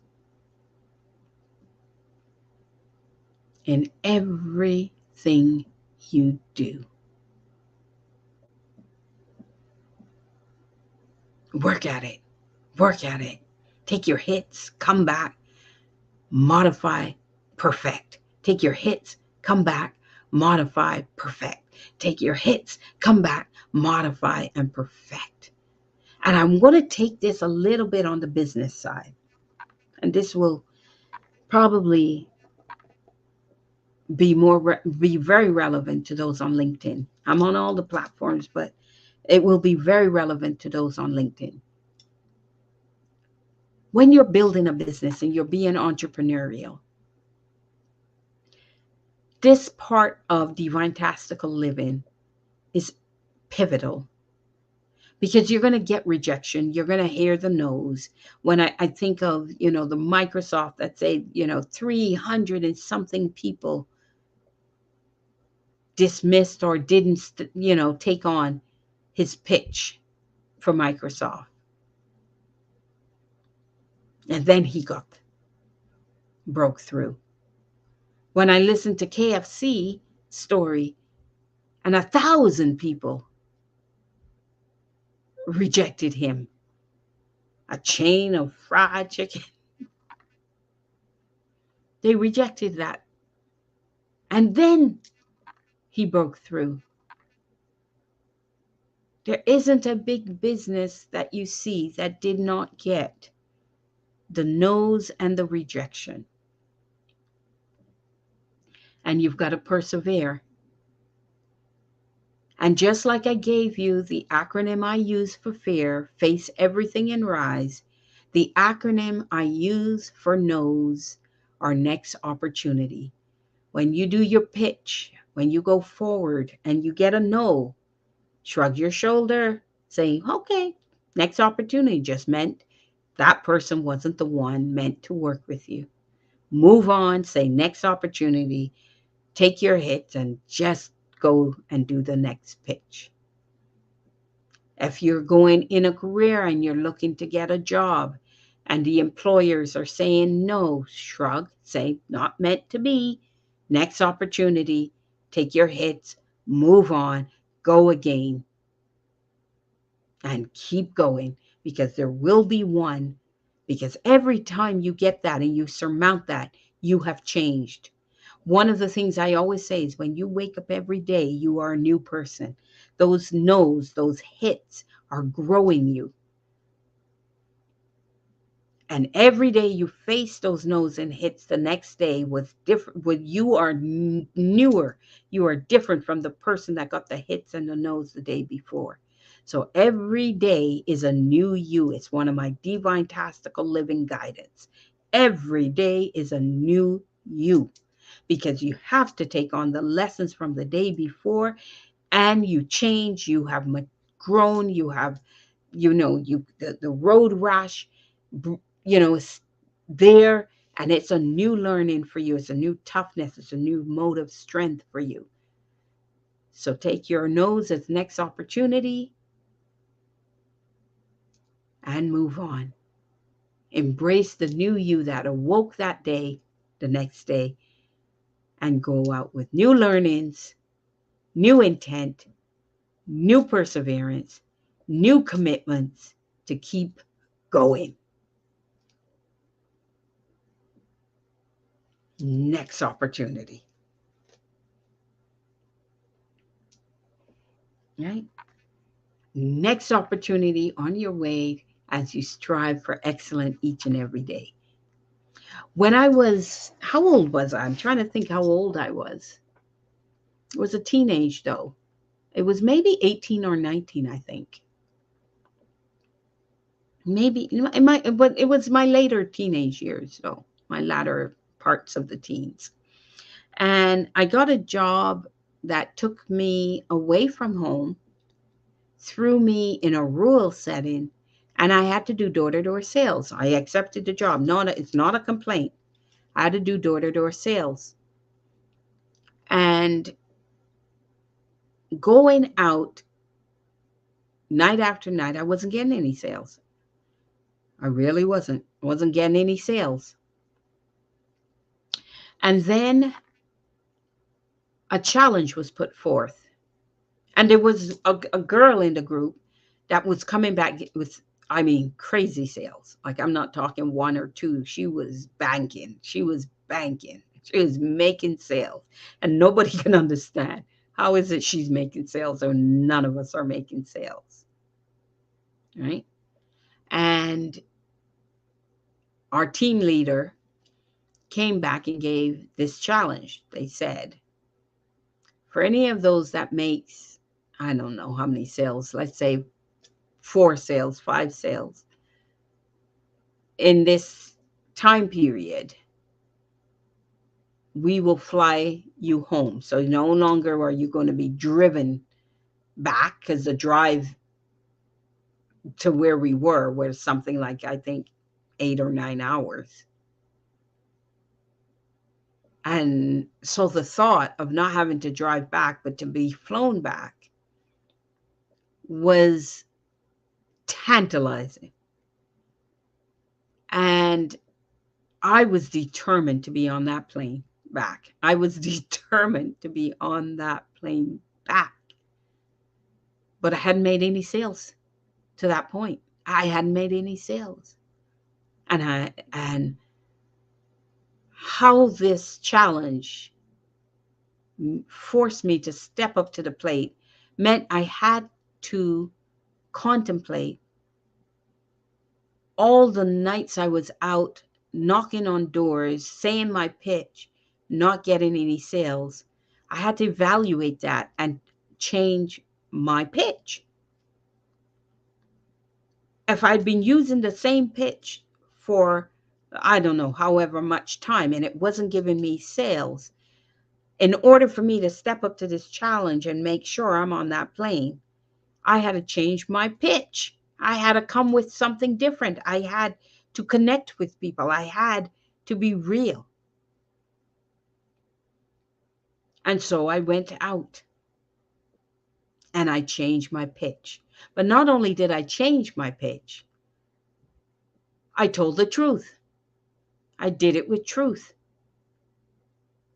I went out and I told them, I am here because I believe I have the best, most amazing product for you. That's why I'm here. I'm not here because I do, just selling something. I actually believe in what I'm selling. And furthermore, I have not been good at selling.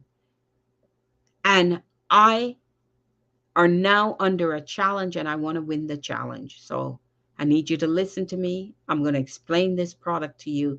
I'm going to tell you how your family can use it. And then I need you to tell me if you will buy it. That's how I went out. Complete truth, complete honesty. And I couldn't believe it when my sales started happening. And lo and behold, I met the challenge and I was flown back home and I made a lot of money.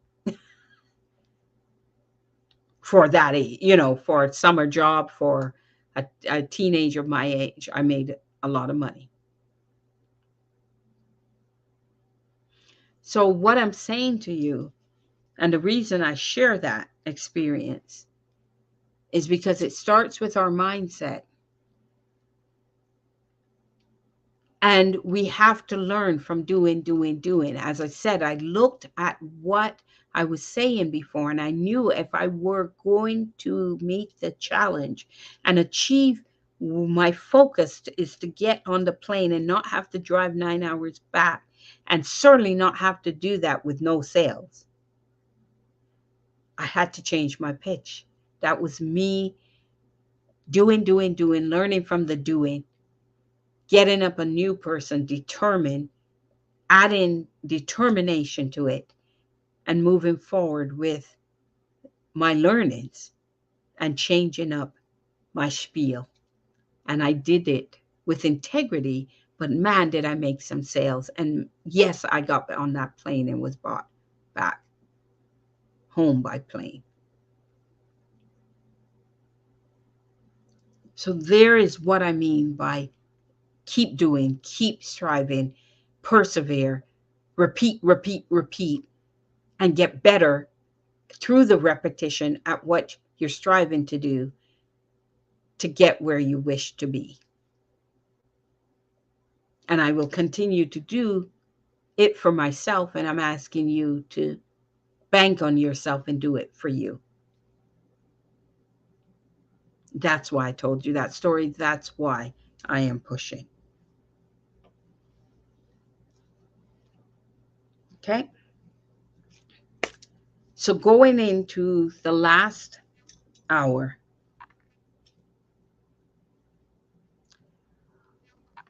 one of the Divintastical Living foundations is to get very in tuned and aware to what's going on around you. And what I mean by that is to be able to look and see patterns, to be able to look and understand opportunity, to be able to see how things tie together and pick up the miracles and the guidance that is being given to you. It requires growth. It requires belief. It requires getting, connecting to your divinity. That's what all that requires to be able to do that. So, and pattern recognition is so important. The first time I heard this, and I was naive then, I was in my early stages of exploration of self-discovery and all of this thing, right? It was the early stages. And the person I read from and heard it from was Deepak Chopra. And Deepak showed in his book how patterns led to even his excellence and his popularity and his breakthroughs. So I'm urging all of you, including myself, I actually now look for patterns, and I'm way better at recognizing it than my Deepak Chopra early followings. And every day I get better at it. So you have to start looking at those things. But the third thing the reason I mention patterns is because today itself got to a pattern of silence. I kept everything that, the word silence kept coming up. And I woke up, I slept like a log, and well, I usually do, but this was even deeper than normal. And I woke up and reveled, and every morning I wake up, I revel in the silence of my morning rise. First of all, I'm grateful my eyes opened, and second of all, I'm living the gratitude of the early morning silence. But silence really became one of those themes and patterns that I saw today.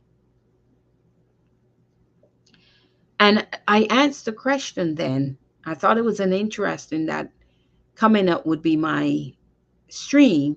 And I really wanted to bring that and recognition in.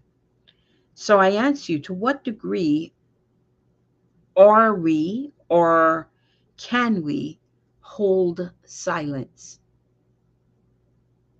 I wonder if you know the answer to that for yourself. To what degree are you comfortable with silence? To what degree and for how long can you hold silence? Now, I'm very comfortable sitting in silence, meaning I could be with a very good friend and they can be silent and I can be silent, and I will be comfortable in that silence. Not everybody is comfortable in silence.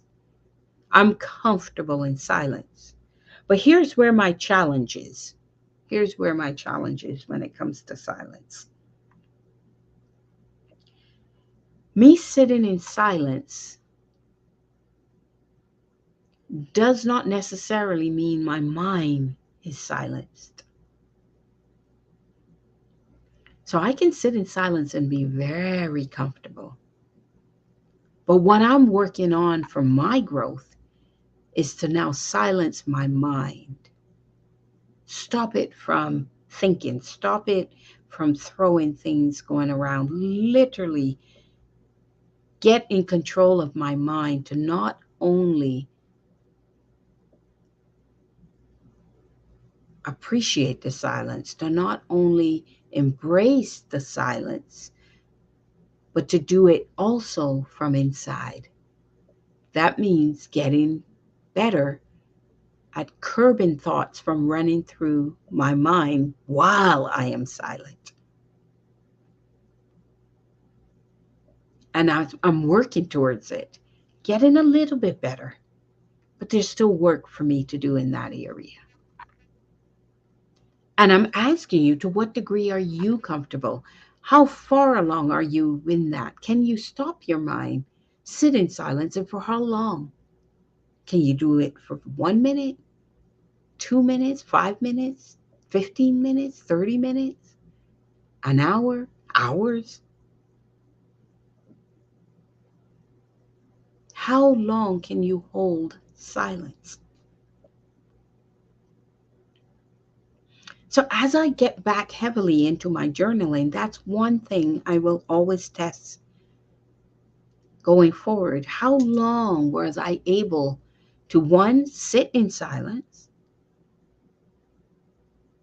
And how long was I able to silence from within, silence my mind? How long was I able to hold that state? And then how long was I able to hold the combined state?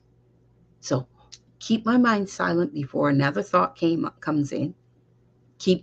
Sit with silence around me, and then hold the two together. Both silent mind, silence. How long could I sustain that? That's what I'm talking about. Because, and let me explain to you why it's an important foundational element of stepping into Divintastical Living. It's important because that's when you hear,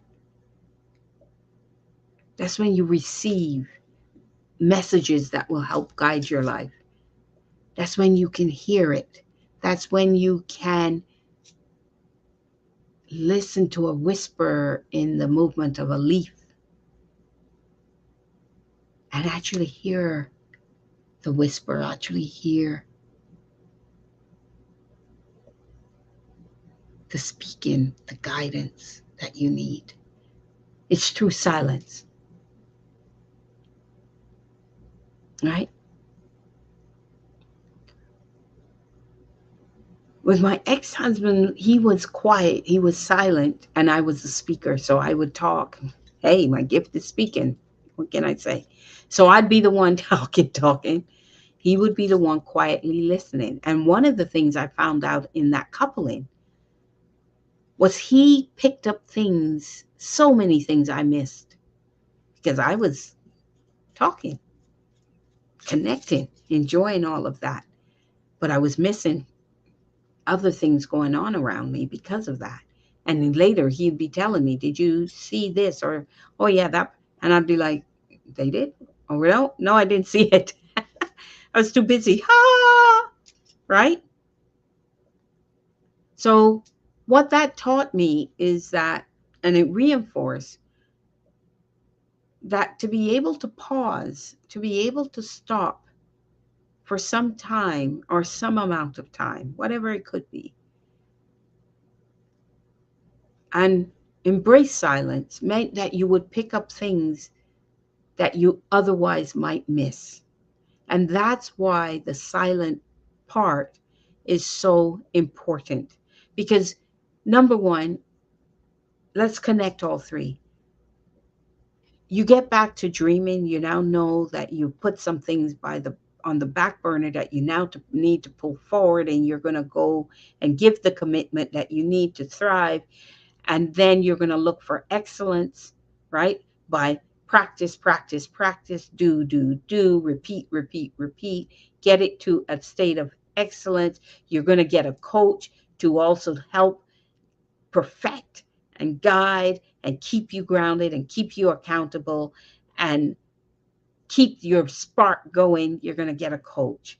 And then once you've done all of that, you need to stop at points along the way and pause and listen to connect with your divine, to get the messaging coming from within and from your divine to guide you forward, to get the inspiration to move forward. When I am silent, when I get up, when I sit in silence, I get the messages.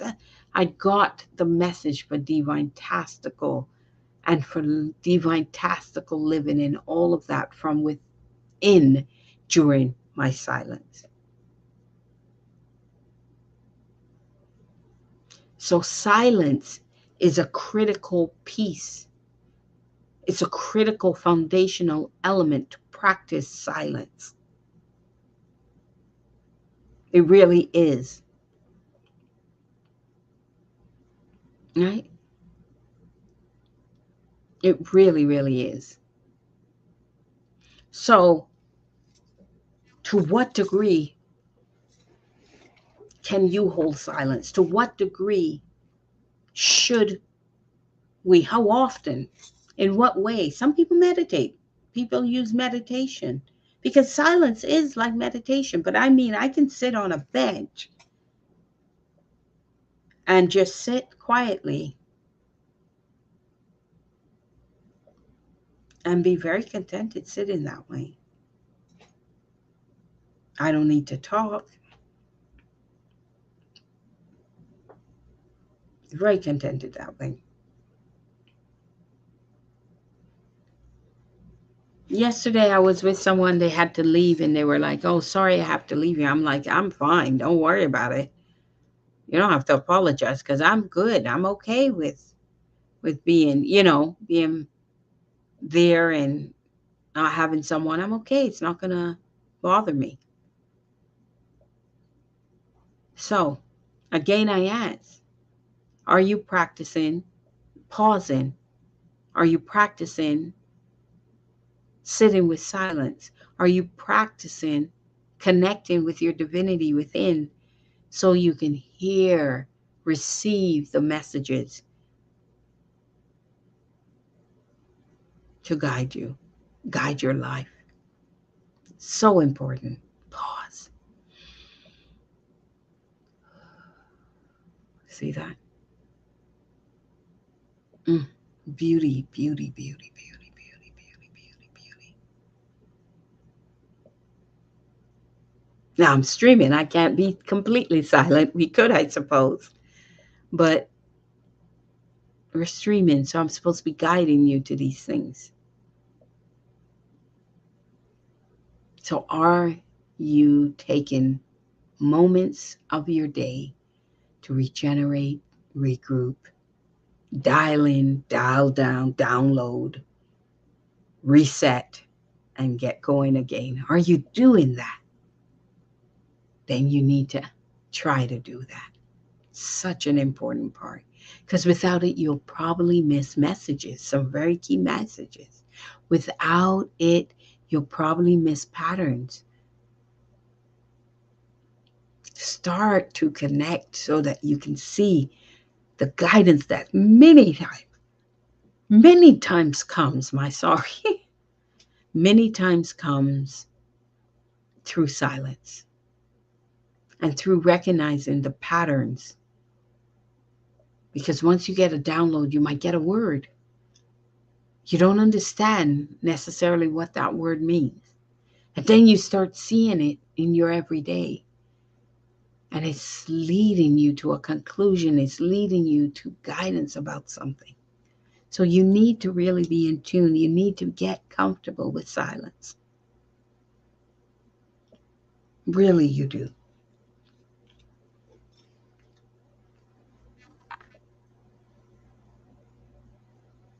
All right. The other thing I want to think is what to call out. And this is by Ralph Waldo Emerson. What lies behind us and what lies before us are tiny matters compared to what lies within us. And why this was important for me to call out is because the silence I'm talking about is connecting us within us to the what lies within us and allows us to hear the voice that is there. It's like having when you have the two things on your shoulder, and one is usually depicted as good and one usually depicted as bad, right? But it's still listening to your God within, whether it's a message that will pull you down or it's a message to pull you up, doesn't matter. There's still messages. Dial in, download the messages. But in order to hear really well and comprehend at some point is you need to practice silence and figure out what your benchmark is for silence, both in the physical environment aspect, in the mental state aspect. Silence.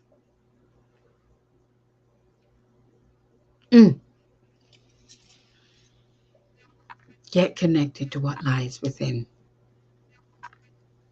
Don't hang on what lies behind. Learn from what lies behind, but don't hang on it. Don't use it as your security blanket.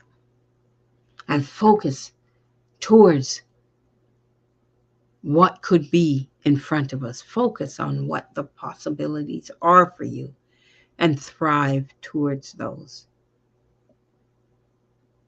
And thrive towards those.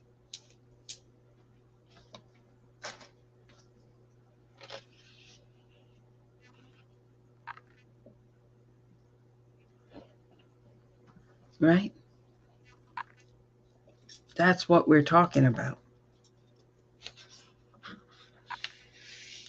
And today, just to show you the theme, I picked up a journal I had from 1997. I kid you not. I'm looking at the date, March 1997 is when I first wrote in this. So from 1997. And at that time, all my journals I would put or write. I do whether it's I don't call some were poems, some were just thoughts that went through my head, and I put it in a way, and I would put it at the front of my journals. And this particular one says, each time we open our mouths, we release a powerful energy. You know I know this. Lord knows I know this. I, for heaven's sake, have a poem called My Voice is Powerful. I do. I have a My Voice is Powerful poem. So I know this, and I can testify to this being so very true. So let me read it again. Each time we open our mouths, we release a powerful energy. And then it goes on to say, talking can take us off track,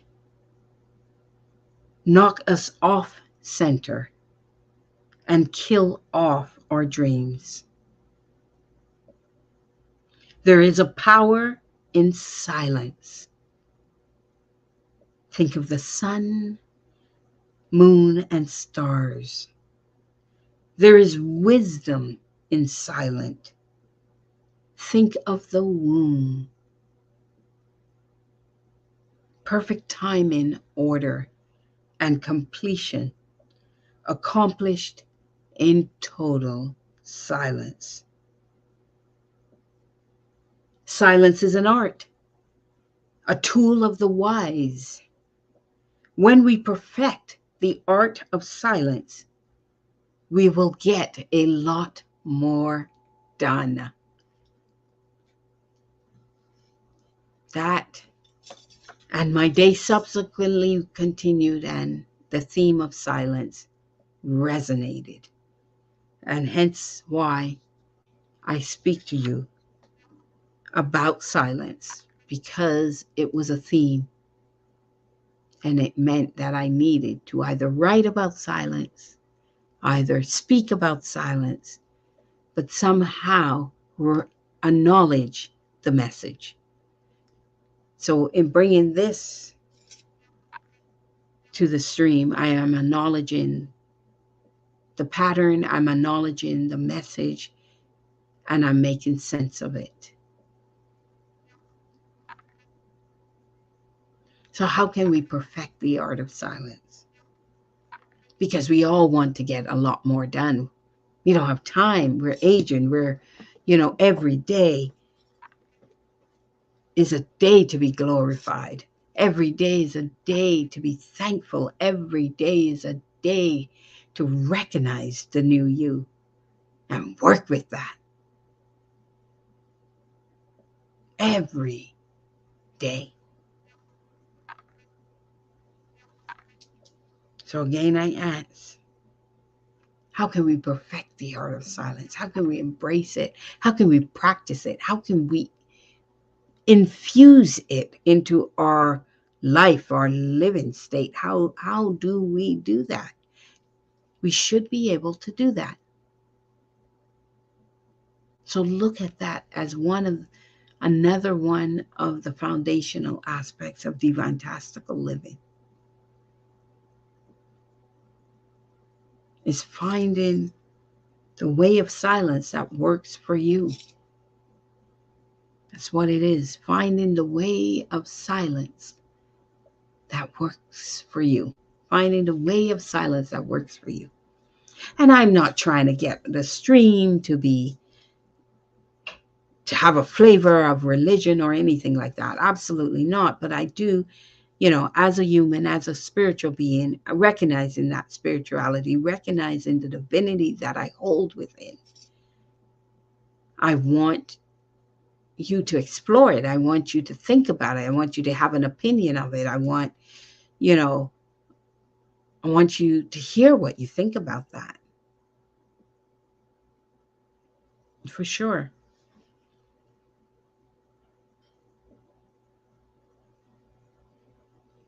So what is that for all of us? What is it? Right? What is it? Silence. And I can imagine, if you are a household with young children. Oh my goodness, children do not know silence. They do not know that. You have to teach it to them. So so in a household as parent, and as a parent, I know that you have to forge and carve out moments for yourself, moments to think and breathe, and you have to carve out your own time for silence, because it isn't always readily going to be there with young kids. Silence. Right? Silence.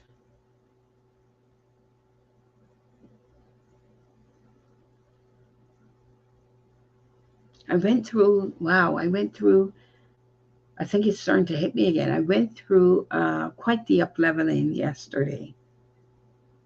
And I'm still in the remnants of that. I'm still in the aftermath of that. So, we're coming into the last stretch of the streaming, and I'm feeling it because I'm being honest with you. I'm feeling it because my body is resetting, and when I leave the stream, I will go and respond to my body. So, and we have to do those sort of things. We have to recognize. And our limitations change from day to day. Today, my body is calling and saying, okay, enough right now. And I'm like, no, I'm going to keep continuing for the last portion, for sure. But I'm feeling it. So I just wanted you to know that. So yeah. So I want to, you to think about that. How comfortable are you with silence? In what way do you carve out time in each day for silence? For me, it's early morning, the early morning time. Everybody's asleep when I get up, right? I've discovered certain people that are up at that time, but for the most part, everybody's sleeping. Definitely in my household, definitely around me. Yeah. So my carving out time is early morning. What is yours? Yours could be at night. Yours could be during the day. Yours could be You know, you've got to figure that out for yourself. We're all different, right? We're all different. So what is that for you?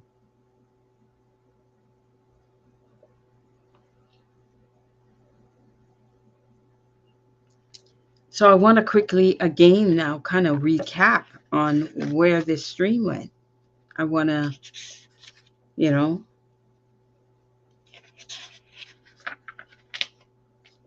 I want us to think about what are the aspects, of silence. Everybody thinks just go to meditation, but it's not necessarily that meditation is the only way to do silence. Whoever said that? Who said meditation's the only way to do silence, right?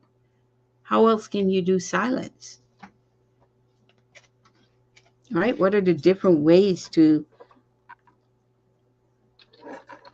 practice silence?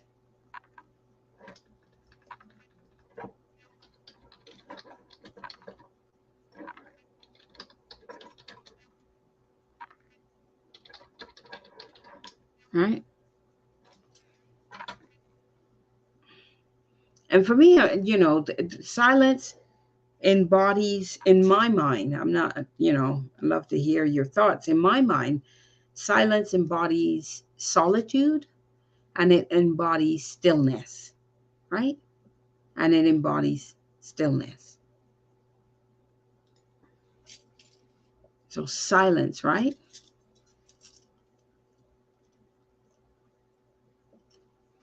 And it's about practice, practice, practice, right? It's practice, practice, practice.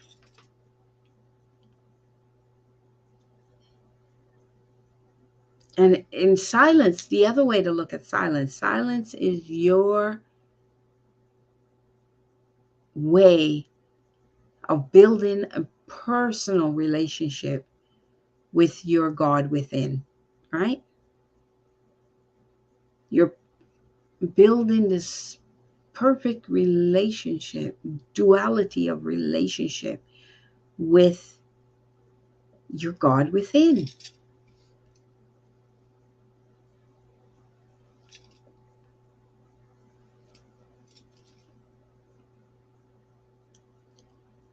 The other way to practice silence is to have a silent place that you go to. It's another way to practice silence.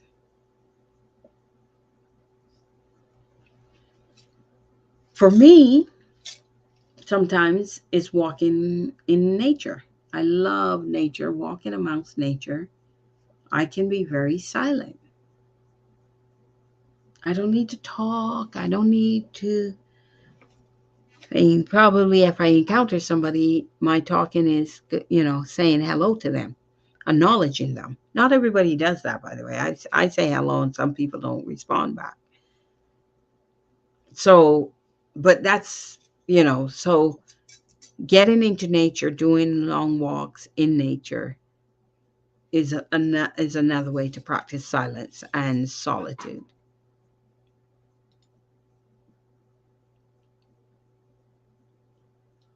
right? The other way is stillness. So there's solitude and then there's stillness. And some people will say they listen to meditative type music or soothing music to get to stillness. But yeah, you're still, but is it silent? These are some of the things you need to dabble with to really understand and to choose your way, choose what works best for you, right? It's playing around, having fun, but figuring it out for yourself.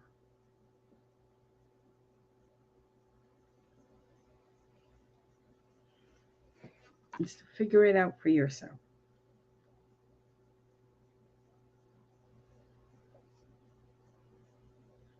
So the saying that was actually on the shirt is, um,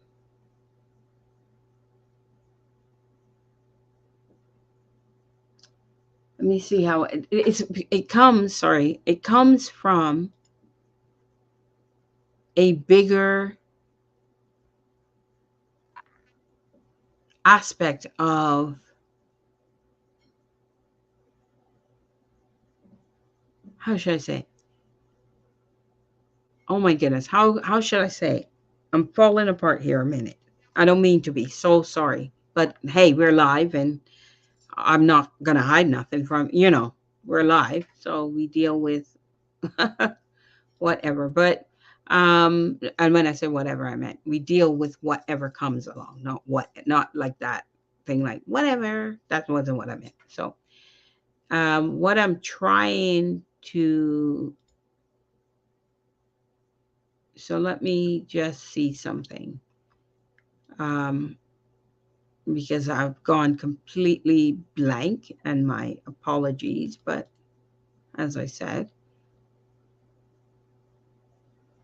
I know I had a really massive up leveling yesterday, and I'm still reeling from it. And the fact that I even got this far is absolutely amazing. Nobody's gonna tell me it ain't, because I know it is.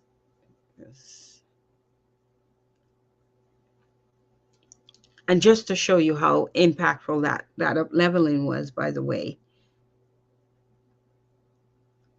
for the first time in my life, I slept for 12 hours last night. First time ever.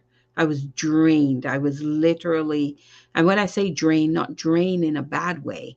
I I was driving, and stopped a couple of places, and then I knew, forget it, don't stop anymore, go straight home, because I was tired. I was literally exhausted mentally and everything.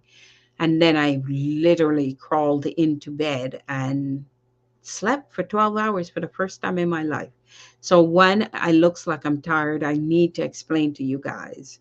It is not because I'm tired of the stream or of talking to you. It's simply because my body is calling for me to crash. And I don't want to crash while I'm streaming. So I will get to 11 o'clock, and then I will bid you all farewell. And then I will go and crash, and I will monitor how long I sleep, because I don't know if this, I want to see if this is a sustained length of sleeping, and if it breaks my norm for the most of my life, which is not a lot of, not for this length of time. I've never in my life slept for this length of time, not even in my teenage years. I don't believe I ever slept for this length of time. So my whole life, this is the first time I literally slept for 12 hours. Never done. So I'm just sharing that with you so that you know, when I'm honestly telling you my body is calling for me to crash, I will only do it after my commitment to finish the stream. So what I was saying, when my brain went blah, blah, I had one of those brain moments, what they call a brain fart. So one of my guides to Divintastical Living, in fact, it's guide number 3. So you can go on any of my social media platforms and look it up. A guide to Divintastical Living number 3 says, find the blessings in the everyday, which was what was on the hoodies I showed you. But the whole thing is, because it would have been too much, and the thing was, find the blessings in the everyday, especially when there seems to be none. And the reason I'm calling this out, and it's not because I opened and revealed the hoodies, and it's not because it's on the hoodies, it's because it's pertinent to the conversation I'm having with you now and about silence. In order to find the blessings in the everyday, you have to pull everything we talked about together, meaning you've got to become aware. You've got to see the patterns right, that we talked about related to silence. You've got to start to see the patterns that are happening around you that are actually guidance and messages for your life. So when there seems to be no blessings, is especially the time you need to be silent. Get into gratitude of what you actually have. Go silent to hear and to receive the messages for the lesson you're in.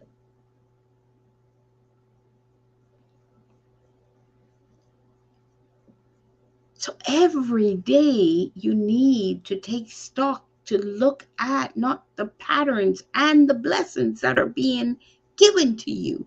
Because many times we miss it and we wallow in our own self-pity and our own victimizations and all these things that at the end of the day mean nothing.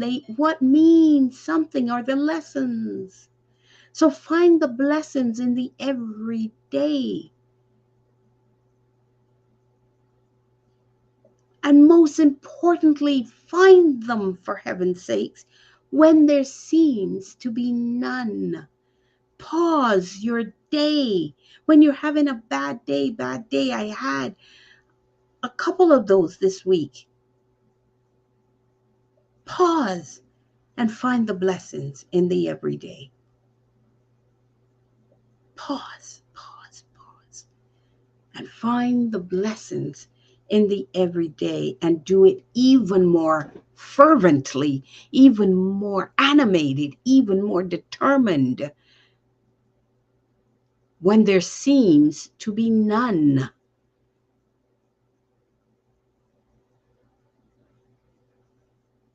And change your perspective and your mindset to look at what you do have when you're being hit with a lot of BS, when you're being hit, when your shites are coming back to roost on you.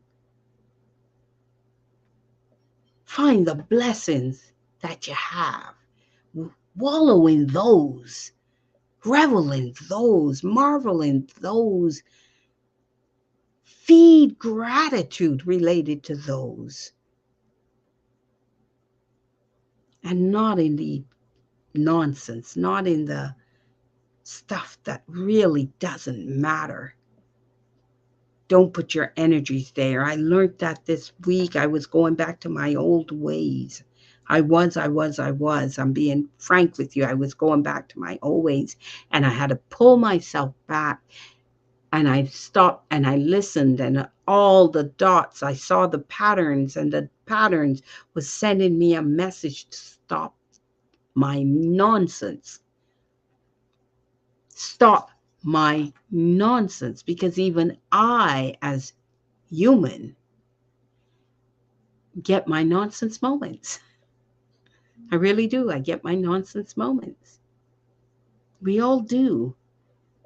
But give ourselves grace, give ourselves the practices that we need to get back on track, the reminders we need for where our focus needs to be, the abilities and capabilities we need, and the dexterity that we need to switch our perspectives, to reset our perspectives. That's what we need. And that is one of the foundational pieces that to getting and living divintastically, to divintastical living. And the silence helps us connect those dots. We don't always have to talk.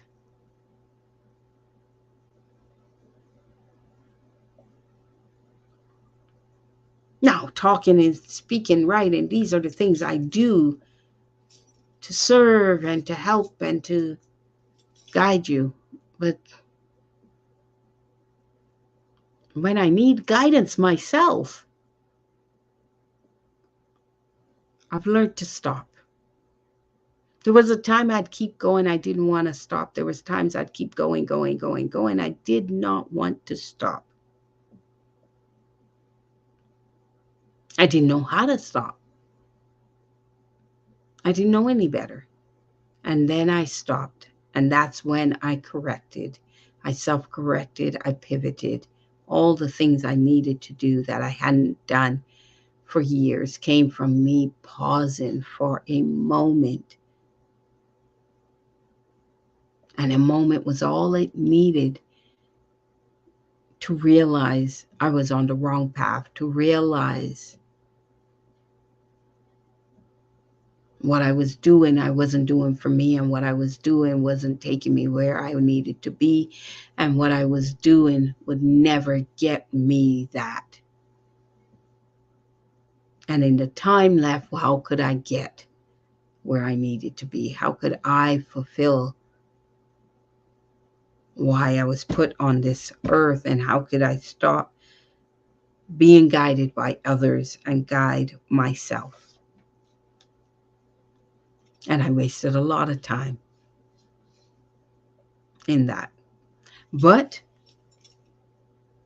living in the present, I'm where I am. Simply that. And so you are where you are. Simply that. It's just, where do you want to go? When do you look and say, where do you want to go? But also be the owner of that path, of that journey. Be the owner of that. Don't let others own it. You own it. You take on the accountability to go your journey. You take on the accountability to speak your truth. You take on the accountability to step into you, the real you. You take on the accountability to connect with your divinity. You take on the accountability to reach for the stars. It's not me. It's not your partner. It's not your kids. It's not your family. It's not your friends. It's you. It is me. We are all accountable for it.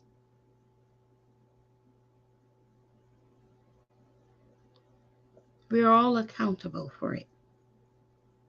So when you're going down the wrong path, or you're not, you're not getting what you thought you would get or felt you should get, or all of those sort of things, look full circle, look in a mirror, and that is a person looking back at you that is accountable. Divintastical living is a choice. It really, really is. It is a choice.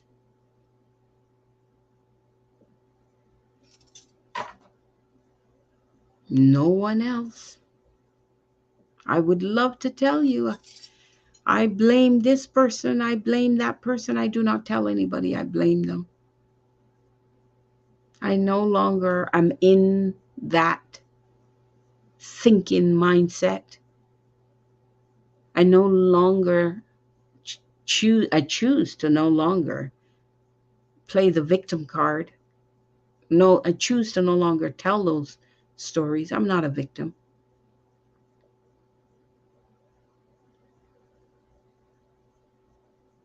I'm not a victim. I have something to say.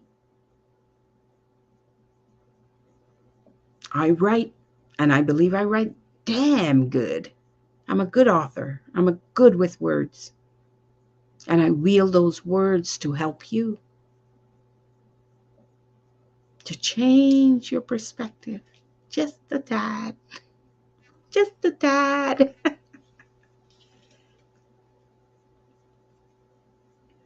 I do. Just a tad.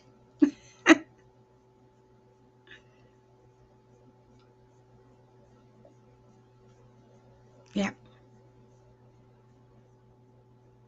So,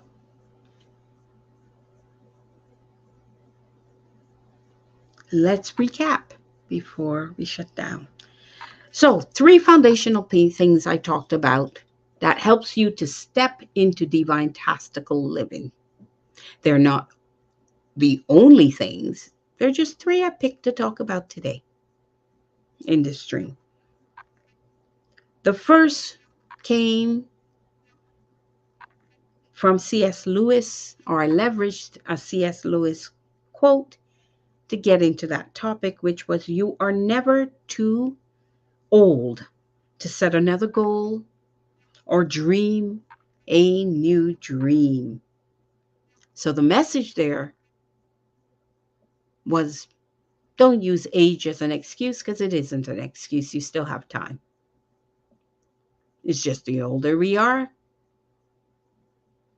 the less time we have than, say, someone in their 20s. And those who are in your 20s or younger that have a lot of time, I always say leverage time to your benefit.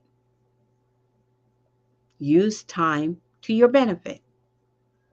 Because if you're young and you spend 10 years going after and forging something, you will arrive there sooner than someone who didn't do that.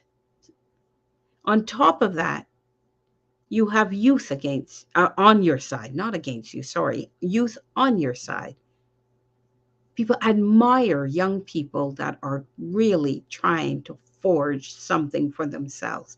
And it's easier at that age to get the support of the older ones that admire and want to support you and encourage you and guide you. So use your age to your advantage to thrive, go forward, and go after what you want. Those, however, that are older have wisdom that the young won't have.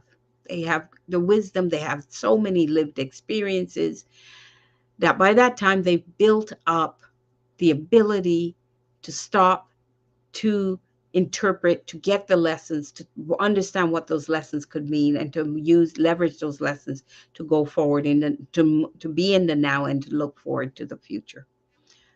Youth that won't have as much wisdom, but they have the energy, they have the dreaming still, and they have the capacity to reset. So there's a lot of things on both sides, pros, cons, all of that. But the bottom line is we can all do it. And age is not a factor, but you got to go back to dreaming. The other thing with age, you might have forgotten what your dreams were.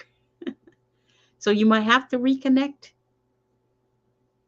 Young people will probably be easier to think of what their dreams are and go forward from that basis.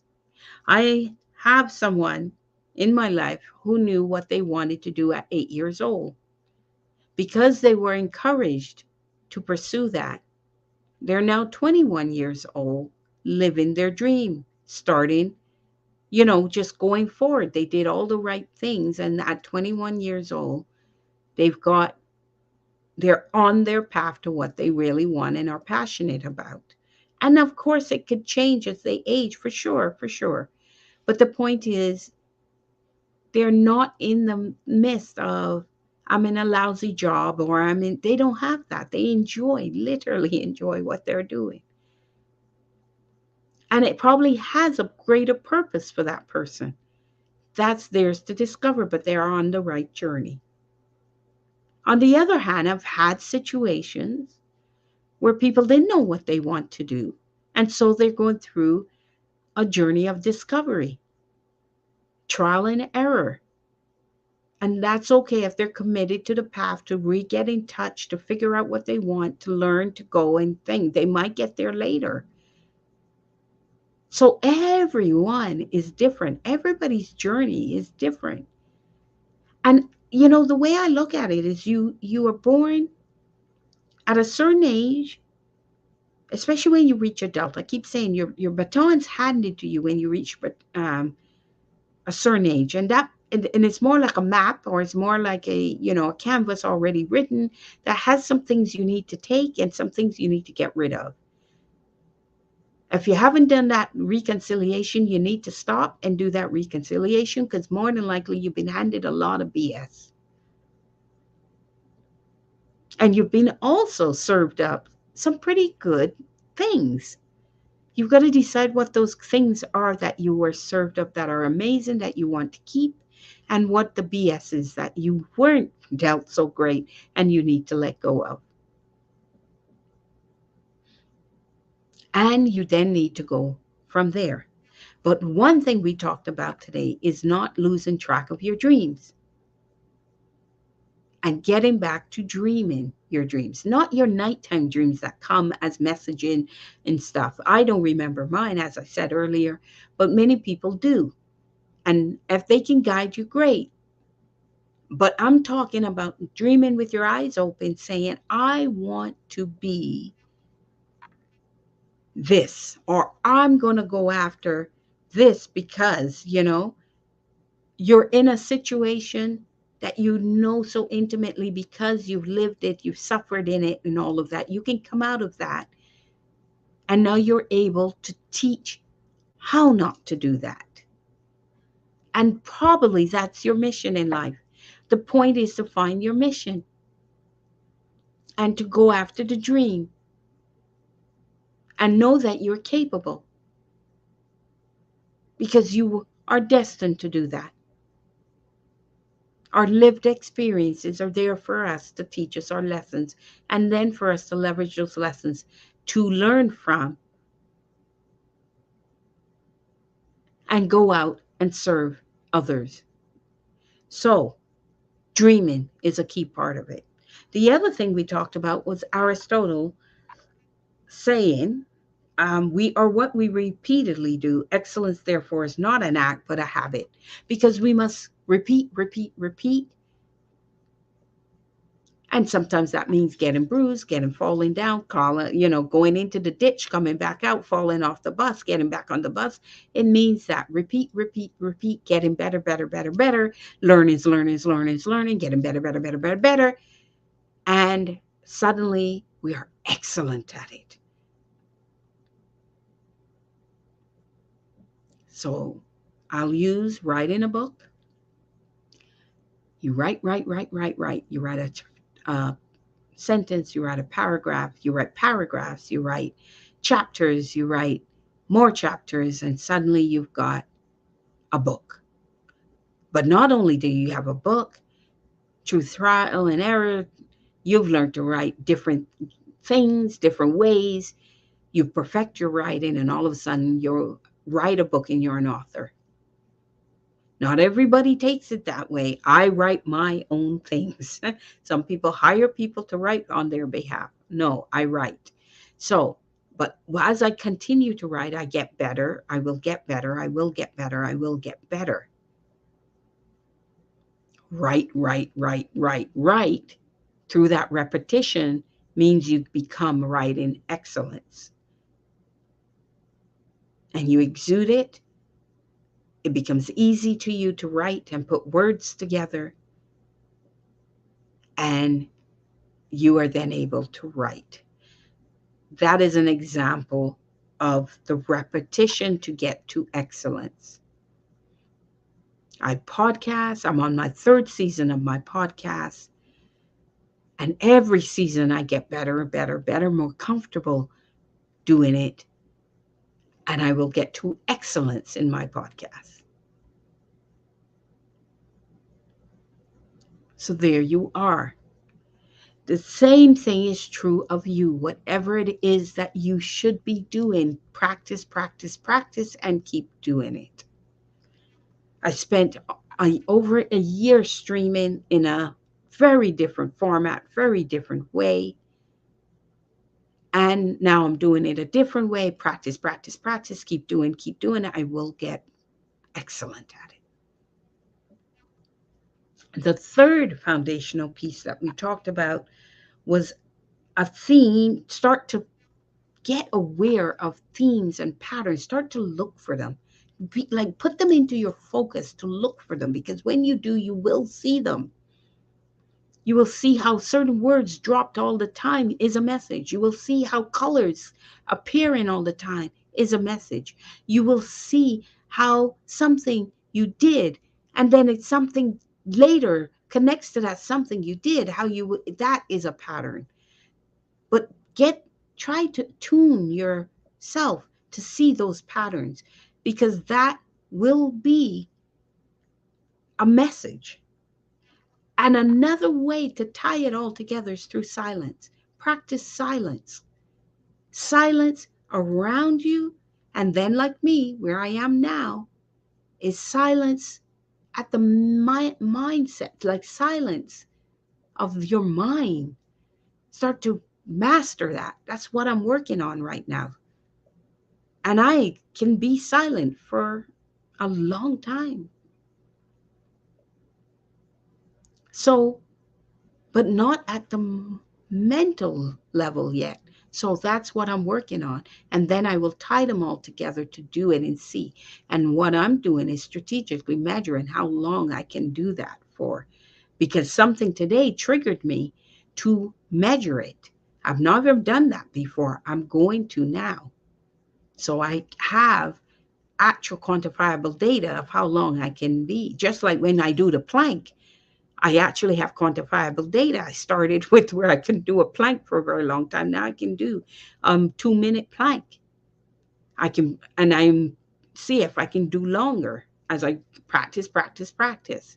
So that's what I'm saying to you is these things need practice. So silence is one of those that needs practice and repetition as well to become excellent at it. But it is a foundational aspect to stepping into Divintastical living, because that's where you hear the messages.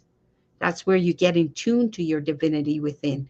And that's how you start to put. So those are just some of the pieces that will help you step into a Divintastical living state. So in closing, a couple of things I want to tell you. I want to reiterate about my store launching. Please, please, please look for it. You know, even browse it, grab some things and support. I'm looking for quality things for all of you, not just, you know, things to say I've got a store. That's not how I do things, right? Not my style. So really enjoy the swag and, and pull it down and look at the messaging as well, because what I put on the products are very important to me and are meaningful for you, and that's why I do it. The other thing is my third season of my podcast is out. It's across all channels. You can see it on Spotify, you can see it on Lipsing, you can find it. It's called Arrays of Living, Jen Drake's Arrays of Living. Please listen, download. A lot of what I talk about in the stream is, you hear even more potently delivered on the podcast. So, and also I want to call out, if you want to be a guest on the podcast, please go to jendrakes.com and fill out the form and just, indicate that you want to be a guest on the show, and we go from there. The website leads you through all the steps of it. So if you do want to be a guest, please let me know, and it will be assessed, and we'll communicate back with you and all of that. So that's also an opportunity for you that I want to make sure you're aware of. And please support the podcast, and I will continue to be doing the lives, the daily lives. I will continue to do that based on popular demand to come back and do those. So I'll be doing that as well. And of course, social media continues. It's just part of our lives today. So thank you so much. On that note, I will close out. And once again, thank you so much for supporting me and encouraging me and following me. I really do appreciate it. Follow me. I'm on Facebook, LinkedIn, Instagram, um, and most of the major social platforms. So follow me, and peace out. And please step into your own divintastical living state and keep it going for a fulfilled life that leaves a legacy and lets everybody know that you were here, because you are magnificent. You are worth so much more. And I truly believe in the worth that each of you carry. And on that note, thank you for supporting me. Good night. As I look at the button. So thank you so much.